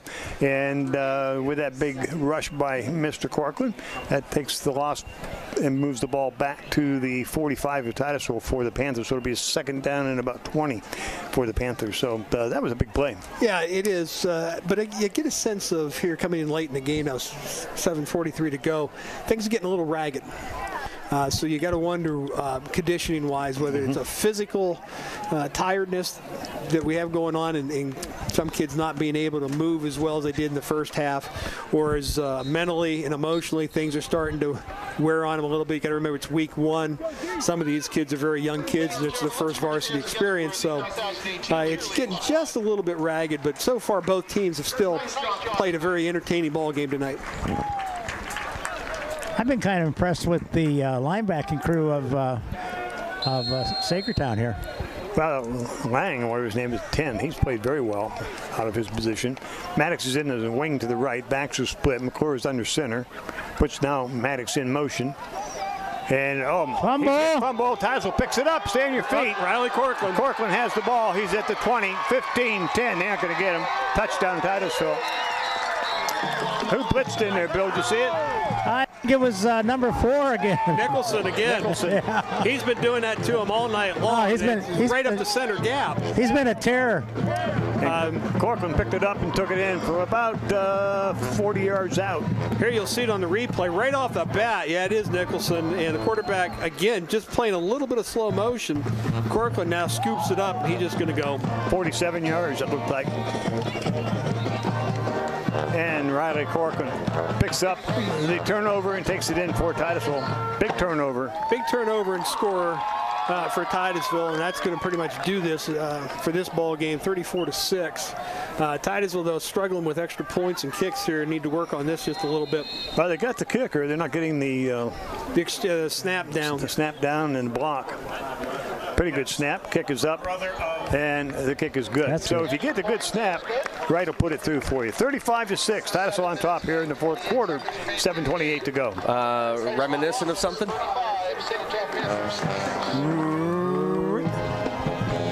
Corcoran. Yeah. I wasn't too sure where you were going. No. Just the big. What are you begging for pizza? No, that run for the touchdown. I'm sorry, we're from Titusville. Who are you with again? Corcoran's run there. Yes. It was very reminiscent of his brother. His brother. Actually, he had 2. Well, he did, but I'm just the last couple years. And a couple years before that. Okay. I'll tell you what it did remind me. Let's go, Brian. Let's get out of here. Hey, it's your equipment. We're going to leave here, so you go right ahead. I'm done. Well, no, but it was just, it's almost like deja. It's almost like deja vu. That's what I was getting at. You mean like you've seen it before? Okay. 28-7. Hey, Bill, why don't you focus on this game? No, I like I'm talking to the referees. I know. I need your help up here. Yeah, never mind. 35-6 as Titusville kicks off, and the ball's going to hit at the 5. Picked up there by Keitlinger. He's brought down. Hogtied. No, I don't think so. They're going to throw a flag. I don't think so. I'd like to see that. That's Noah Willis, a junior, coming down there. I thought he had a handful of jersey. I don't think he had face mask. Yeah, we'll have to see. Of course, our producer's mad at us now, so we may not see anything the rest of the game. Horse collar. Horse collar. Against the Rockets. I don't know. Here it is. Let's see this one again. There's a nice kick by Wright. Yeah, it's a good kick. I'm surprised that Saegertown has done well on kick return. And it goes back to the 1. No, sir, that's not horse collar. No, sir, that's not a horse collar. That's all jersey. Bring him up here. Bill, yo, tell him to stop the game, come up here and take a look at this. Hey, stop the game and come up there and take a look at that. He actually did. I think he's that's a handful of jersey there. That's not a horse collar. That was a good tackle. He's walking towards me, guys. I can understand why he called it. Yeah, he couldn't see it. Yeah, he couldn't see it. First down and 10. The ball comes out to the 25 on the horse collar. Keitlinger goes in motion to the right. Look at it again. Corcoran. No, he got picked up that time.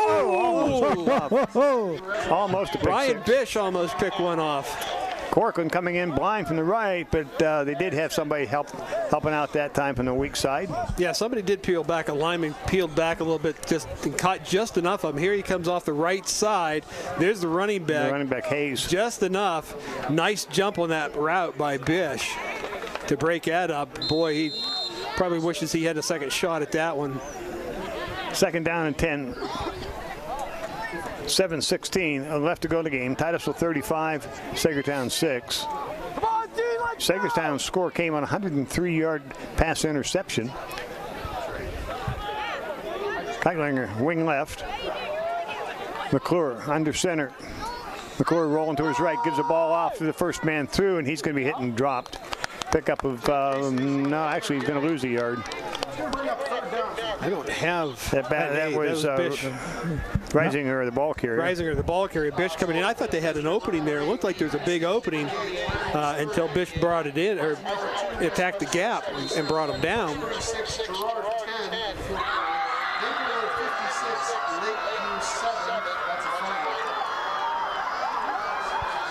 So Maple would just eke by. Yeah, sounds like it, didn't it? A squeaker. A squeaker, yeah. Kula wide to the left. Maddox. Fumble. The ball's on the ground, and it appears as though McClure recovered his fumble. 4th down and 11 now for the Panthers. Looks like they're sending in the punt team.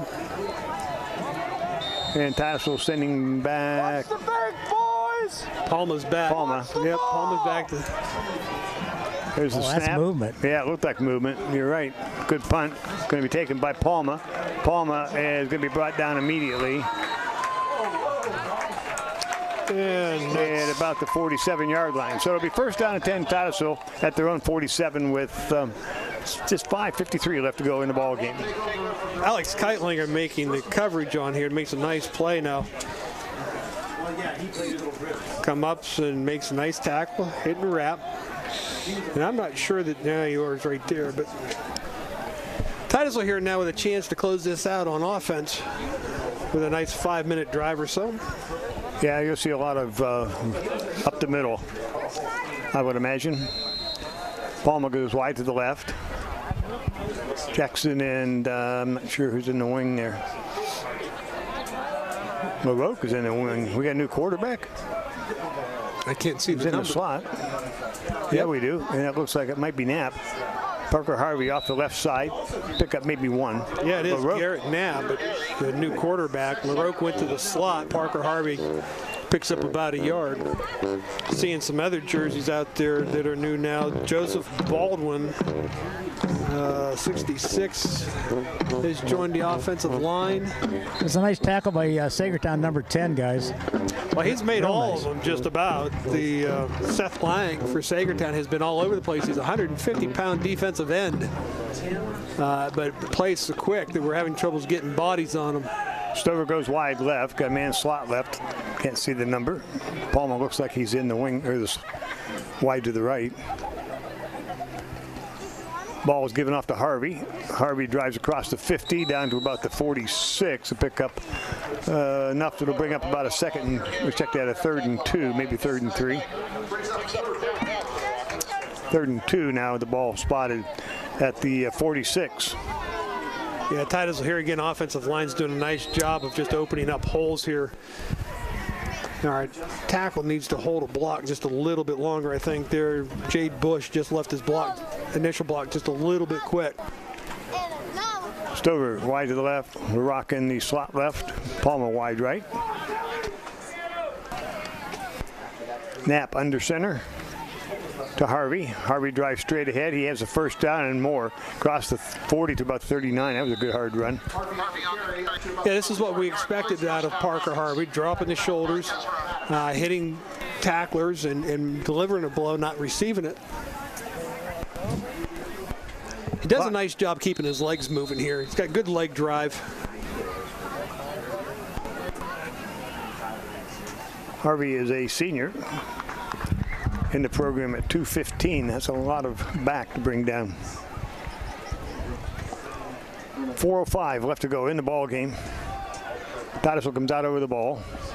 A little confused. I think you've got a lot of clean jerseys for Titusville on the field. And I think there's a little confusion on the lineup. Knapp waiting for everybody to get set.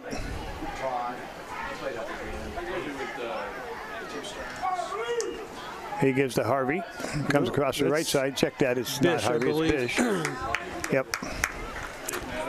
And he'll pick up a few on the play. Bring up a 2nd down and, well, give him 5. 2nd down and 5. Didn't think he had that many. Yeah, it's a good run, catching the edge and just picking up 5 yards. Remember, one of the things that people who follow Titusville football this year in particular are going to have to remember that in this type of an offense, 3 yards is a lot. Is a good play. Yeah, that's a successful play. Yeah. Yeah.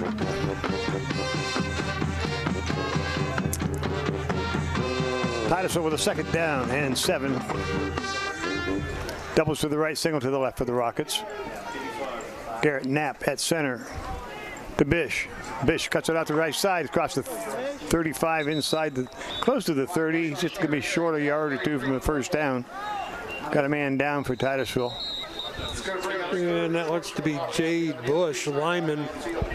He's played pretty well here tonight. I think maybe somebody just rolls up on him here a little bit. Yeah, just rolls up on the legs a little bit. And if you're tired, that doesn't help a whole lot. Well, the worrisome thing is when they roll up on a knee, particularly coming in from the side, is things can tear pretty easily. Hey, we should mention, by the way, new to the sidelines, Dr. Dvorkin, new to Titusville Area Hospital. Yes, I did hear that was going to happen this year. Which is a good thing. We talked about that, of course, with Coach Baldwin off camera about that. And we thought, we discussed it. If it's at all possible, really, when you start dealing with contact sports like football and stuff, really, it's nice if you can have a doctor, particularly an orthopedic guy, standing on the sideline as well, along with your athletic trainer. So Titusville, with a little extra kick in their medical staff there, I think will pay dividends for them. 35-6 Titusville with 3:26 left to go here at Saegertown. Garrett Knapp go back under center. 2 to the left, 1 to the right for the Rockets. Straight ahead, Titusville, and that will be Bish, and he'll have enough for the first down.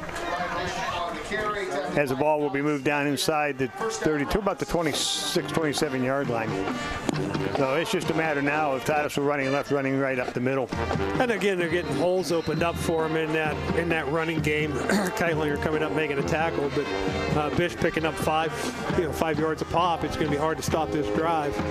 Titusville, again, not really too worried about scoring. It just keep the clock running. Yeah, run the clock. Doubles go to the left for Titusville. You wonder a little bit about your starting quarterback in the slot when you're up 29. Trying to throw a block, running a pattern. Of course, they're not going to throw.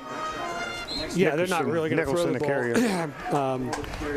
Carrier. Sometimes you wonder, but again, when you're coming into this season, you've got Boaz Larock here, who's a senior, but he's a first-year quarterback. Your 2 backup quarterbacks are freshmen, first-year quarterbacks. How much of a gamble you're really playing here, I don't know. I'm not sure I would do it, but... Well, if he's a good, and I think he's a good athlete from what I've seen tonight and what a little bit we saw of him last, but he didn't play a lot last year with injury, but got a long season. Yeah, you got a long season. If you're going to move him to the slot and use Knapp, you like him healthy, but... Right. It's easy to sit up here and guess. Ooh, Nicholson almost got away. I thought he was going to cut that ball back. Penalty flag. Yeah, I see the flag down there. Did you throw that, Bill? No. Okay. Did you point it out to him? Yes. Okay. And the call will be... Titusville's moving back, so apparently on Titusville. Pretty obvious. No, it's against Saegertown. Face mask. Face mask. I didn't see it. Oh, yeah, it's pretty obvious from here. Well, you're down there closer, and we get old eyes up here. You got Luke up there. That's what I said. We get old eyes up here. Yeah, you can see it that time. Yeah, that time on the replay, you could see it. That young man has played pretty well for Saegertown there. Again, just nothing vicious about these things. They're just reaching for it. He just stuck his hand out. Yeah, that's all. just stuck his hand out there trying to make a tackle. That's Nathan Barner just trying to make a tackle and getting your hand up around the face mask. That's probably a sign more of fatigue than anything else. 1:53 to go here in the ball game. It's 35-6. Titusville on top. Titusville has led all the way. The 6 points for Saegertown coming on a 103-yard pass interception in the last 23 seconds of the first half. And then Titusville just grinding it out. The 35 points is really could be worse because we're unable to score on 2 turnovers inside the 30. In the third quarter, yeah. We got to learn to make those. Get ready, guys. Here comes the second team in. The 2 turnovers, that's 14 points you didn't have. You could be looking at 49 here, which would be big. Now, granted, we had 2 defensive touchdowns, if I'm not mistaken. Yeah. But that's good, too. But that's good, too. Yeah, your defense is going to have to put points on the board on nights when your offense is going to struggle. Yeah. Coming up after the game, the Corky's Pizza Family Video Player of the Game. That's deja vu there. Okay. Doubles to the left, single to the right for Titusville. Knapp under center, second sin for Titusville. And Titusville hit and stopped immediately at the 25-yard line. Bring up a third down in a bundle for, not again, a bundle. That's Seth Lang, who's still in the ball game. Defensive tackle, defensive end. Junior? He's a senior. He's a 5'7", 150-pound. This is what they list him at, 5'7", 150. Defensive tackle, kicker, and quarterback, Seth Lang. Good athlete. At least he's had a good ball game He's tonight. had a very good ball game here tonight. Yeah, I wouldn't be surprised if he wasn't pushing 20 tackles tonight. Yeah, he looks good. Doubles left, single to the right for the Rockets once again. Strong side right, Titusville. Ball's given off. Will be fumble on the exchange, but Titusville covers. It's a new running back, number 20, Colin Baker. He's a freshman. Your quarterback, Garrett Knapp, they're both freshmen. Seeing a little bit of action in the varsity ranks. Brings up a fourth down for Titusville in about 8. Clock running with 40 seconds left to go. And Titusville will run one more play. And then, if not the first down, they'll turn it over. See what Coach Baldwin decides to do here. He decides to give it off to the running back, and he gets nothing as he gets to the 25-yard line, and that will turn the ball over to the Panthers on downs. They'll have a first down and 10 with 15 seconds left to go in the game. So player of the game, we'll have to think about player of the game. Be easy if it was for me if it was Saegertown. I think we got a multiple choice here tonight, guys. Yeah, there's been a lot of kids played well for Titusville tonight. Well, the nice thing about it for Titusville is that you're going to get that win. Yeah, that's the both important teams thing. really wanted wins out of tonight's ball game. Saegertown really took a hit when their quarterback, their senior quarterback, number 15, Dylan Blaylock went out of the ball game. That really hurt their opportunities there, but. Ball's on the ground again, but recovered by. Bad exchange again. But that's going to be the last play of the ball game, as Saegertown is not going to snap it again. Time runs out. Final score here at Saegertown High School: Titusville Rockets 35, Panthers of Saegertown 6. We'll be back with a wrap-up right after these messages.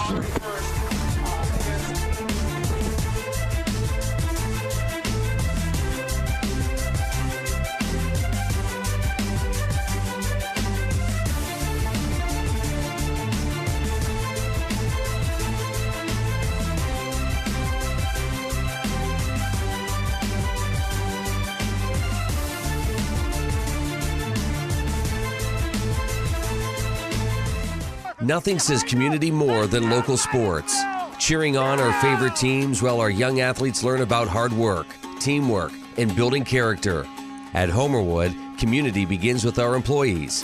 Those same traits we look for in our athletes are the same characteristics we look for in our employees. And it shows in the quality of our products that we're proud to stand behind and on. From our employees and their families, we say thank you for making us part of your community. Go Rockets! Hospital partners, Meadville Medical Center and Titusville Area Hospital together provide a continuum of high-quality care across Crawford County. Both create the ultimate patient experience. Every patient, every time. Meadville Medical Center and Titusville Area Hospital are more than a hospital. We are a hospital partner, a community partner, a family partner, and a health partner. Fall and football go hand in hand, just like yards and the products made by Steel. At Titusville True Value, we offer a full selection of Steel chainsaws, pole saws, leaf blowers, weed eaters, and hedge trimmers to prepare your yard for fun this fall. So get the full lineup of Steel's equipment so the chores are out of the way so you can go out to play. Steel, available now at your Titusville True Value. Behind every good project is your Titusville True Value. And welcome back to the Corky's Pizza Family Video postgame show. Guys, a win here tonight. Yeah, it's a big win for Titusville, and the thing that we talked about earlier in the game I think is very important, Steve, is there's things to work on, but there's also things to build on. The line play was good tonight. We wanted it to be good because we're going to have them with this running game. You got some good play out of your quarterback, first time out there. You got some good running backs, not just Parker Harvey, but the other kids that were handling the ball. So there's a lot of good things to work on. Yeah, I really thought Titus. I was surprised. We knew Parker Harvey would run well and run hard. He's got the experience, but I was really surprised with Bish and Nicholson how well they ran. So Titus, I guess they're broke from their huddle now. So we'll send it down. Bill is with Coach Baldwin. Bill? Yeah, we're here with Coach Baldwin. Coach, one heck of a ball game. Your first win. What do you say? I am amazed at how this group of kids have come together and just become a whole complete unit, you know, and I told them that's what we're going to do. We're going to push the ball up and down the field. We're going to control that clock. I mean, we had a 4.5-minute drive in there. It's just amazing that if you get them on the same page and get them going, what one group can do. Good line play tonight, and the running backs were excellent this evening. Yeah, that's what I think that's going to be our bread and butter. We got the big hogs up front, and if that stable running backs, I say it over and over again, we're gonna shock some people. We're gonna do some good things. Okay, we're looking forward to next week, Coach, for win number 2. What do you say? Thank you. Yes, we're going for it. We're gonna go get it. All right. Yes. All right. Thank you. There you go, guys. First win of the season. Here we go. Bill Acrelis on the wireless mic, brought to you by the Titusville Dairy Products Company and Corcoran Real Estate. So, yeah, he's a very excited coach, and rightfully so. You get your first win, your first head coaching position, and coming off of an 0-10 season, you pick up the first win, and you're ready to build on it. Yeah, and that's what he was looking for to accomplish coming into tonight's ball game. I'll tell you, I'll be honest with you, I was a little surprised at how well they executed. Yeah. I thought there'd be a lot more mistakes by Titusville than what we saw. Saegertown, of course, had a lot of mistakes, particularly when their quarterback went down. But Titusville overall executed their game plan very well. All right, how about one final timeout? We'll come back, bring you the Corky's Pizza Family Video Player of the Game. This is the Corky's Pizza Family Video post-game show. We'll be back to wrap things up. Are you moving at the speed of business? File transfers, multiple locations, video chat. Companies these days are using more data than ever, and it's got to be fast. With gigabit internet from Armstrong Business Solutions, you can keep up with the pack no matter what size your company is. We can provide your business a reliable connection to our advanced fiber optic network with speeds from 100 megs up to 10 gigs per second. Get your business in the fast lane. Armstrong Business Solutions. Your business is our business. So State Farm will be here to help protect our home. Of course. What about here? Yep. Nice. Okay. Here? Mm-hmm. Who puts tinfoil in the microwave? Here? Here? Here? Feels a little awkward. A little. Here? You too. So cold. Go with the one that's here to help life go right. State Farm. Oil Creek Plastics, the industry leader in polyethylene pipe, is proud to be a part of the Titusville community and a proud sponsor of Titusville High School athletics. Located off Route 27 in East Titusville, Oil Creek Plastics has been a vested part of the Titusville community for 28 years. At Oil Creek Plastics, we take pride in supporting our community and are thrilled to bring instant and slow motion replay to the stream's Titusville Rocket sports broadcasts. In Titusville and here to stay, Oil Creek Plastics. Best of luck to the Titusville Rockets. Interstate Pipe and Supply is proud to announce their celebration of 50 years in business. Holding true to their motto, service means business, they offer a full knowledgeable staff, full fleet of trucks, and large product offering. They are not just a plumbing location, but a one-stop shop assisting homeowners and contractors quickly and efficiently. They have been a primary pipe supplier in Titusville for 40-plus years. Good luck to the Titusville Rockets this year, and thank you for making Interstate Titusville's premier pipe supplier. Anderson Physical Therapy is committed to your long-term health and well-being. With certified licensed therapists, Anderson's can provide therapy for all your rehabilitation needs. With offices located at 202 Union Street in Titusville and 118 Main Street, Tiddy Ute, Anderson looks forward to opening their new location in Cambridge Springs, making it convenient for you to get back to doing the things you enjoy. So stay on top of your game with Anderson Physical Therapy, with convenient locations in Northwest Pennsylvania and online 24/7 at andersonphysicaltherapy.net. Community Connect Federal Credit Union is a not-for-profit, member-owned financial institution, and becoming a member is pretty easy. Stop in, call, or visit our website at communityconnectfcu.com and click Join to get started. Ask about our money market accounts, low-interest loans on new and used vehicles, or start saving for the holidays with a Christmas Club account. Visit us today to get started. We're Community Connect Federal Credit Union, 1050 East Spring Street, Titusville. And welcome back to the Corky's Pizza Family Video Post-Game Show. Guys, we've got the player of the game to announce. Well, we have a lot of people who could be eligible this evening for player of the game. We saw LaRocque's first time out as quarterback. Thought he played well. Line played well. Several running backs played well. Nicholson had a good game on defense. But let's face it, Parker Harvey carried the ball about 40 times. Yeah, and carried the ball well. And he's going to have to get used to that because that's going to be the ground game for Titusville is going to center on Parker Harvey. Again, we were surprised with the backups. Yeah. The other two kids that ever played tailback. But Parker Harvey did a nice job, ran very, very hard tonight. So Parker Harvey, our player of the game for week one. This is probably the best I've seen him play in the years that we've watched him. The nice thing played hard. Yeah, he ran hard. The nice thing about Parker is Parker would always run well for you last year, but he was always wanted to dance a little bit, wanted to try to be that breakaway running back instead of just, okay, you want to do it? Let's see you stop me 40 times this game. And I'm sure that Saegertown is going to feel it tomorrow. Yeah. Bill? Harvey had a heck of a ball game this evening. A heck of a ball game. And one good thing about it, nobody got hurt this evening. We had a little incident with Palma, but he's well and good, so everybody's looks like they're in good shape for next week.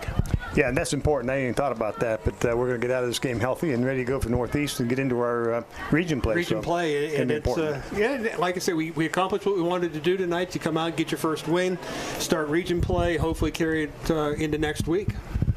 So Titusville picks up the first win this evening, 35-6 over the Saegertown Panthers. Saegertown playing well, but the Rockets able to pick up the victory. Next week, Northeast should be a good one. The Great Pickers. The Great Pickers. Yeah, Carter Field. Carter Field. Yeah, Bill, that little incident, you're suspended a week. Thank you. So we'll see you in 2 weeks. I'll be down to Texas for a while. All right. Excellent. Hey, big thanks to Armstrong for helping us out, and Kevin Tomlin, who's also here producing. Yeah, see Look at that. Even on his night off, he wants to be here. So we thank them for allowing us to bring you tonight's ball game between the Rockets and the Saegertown Panthers. Our coverage of Titusville Rocket football this season is brought to you by State Farm Insurance, by Oil Creek Plastics, by Interstate Pipe and Supply, by Larry's Auto Service, by True Value Hardware, by Armstrong, by Anderson Physical Therapy, by Titusville Dairy Products Company, by the Meadville Medical Center, Titusville Area Hospital, by Joe Taylor Ford, by the Barking Lot, by Community Connect Federal Credit Union, by the Gordon B. Garrett Funeral Home, by Homerwood, by Clifford's Carpets and Waterbeds, by Vanderhoof Heating and Air Conditioning, by Family Video, and by Corky's Pizza and Subs.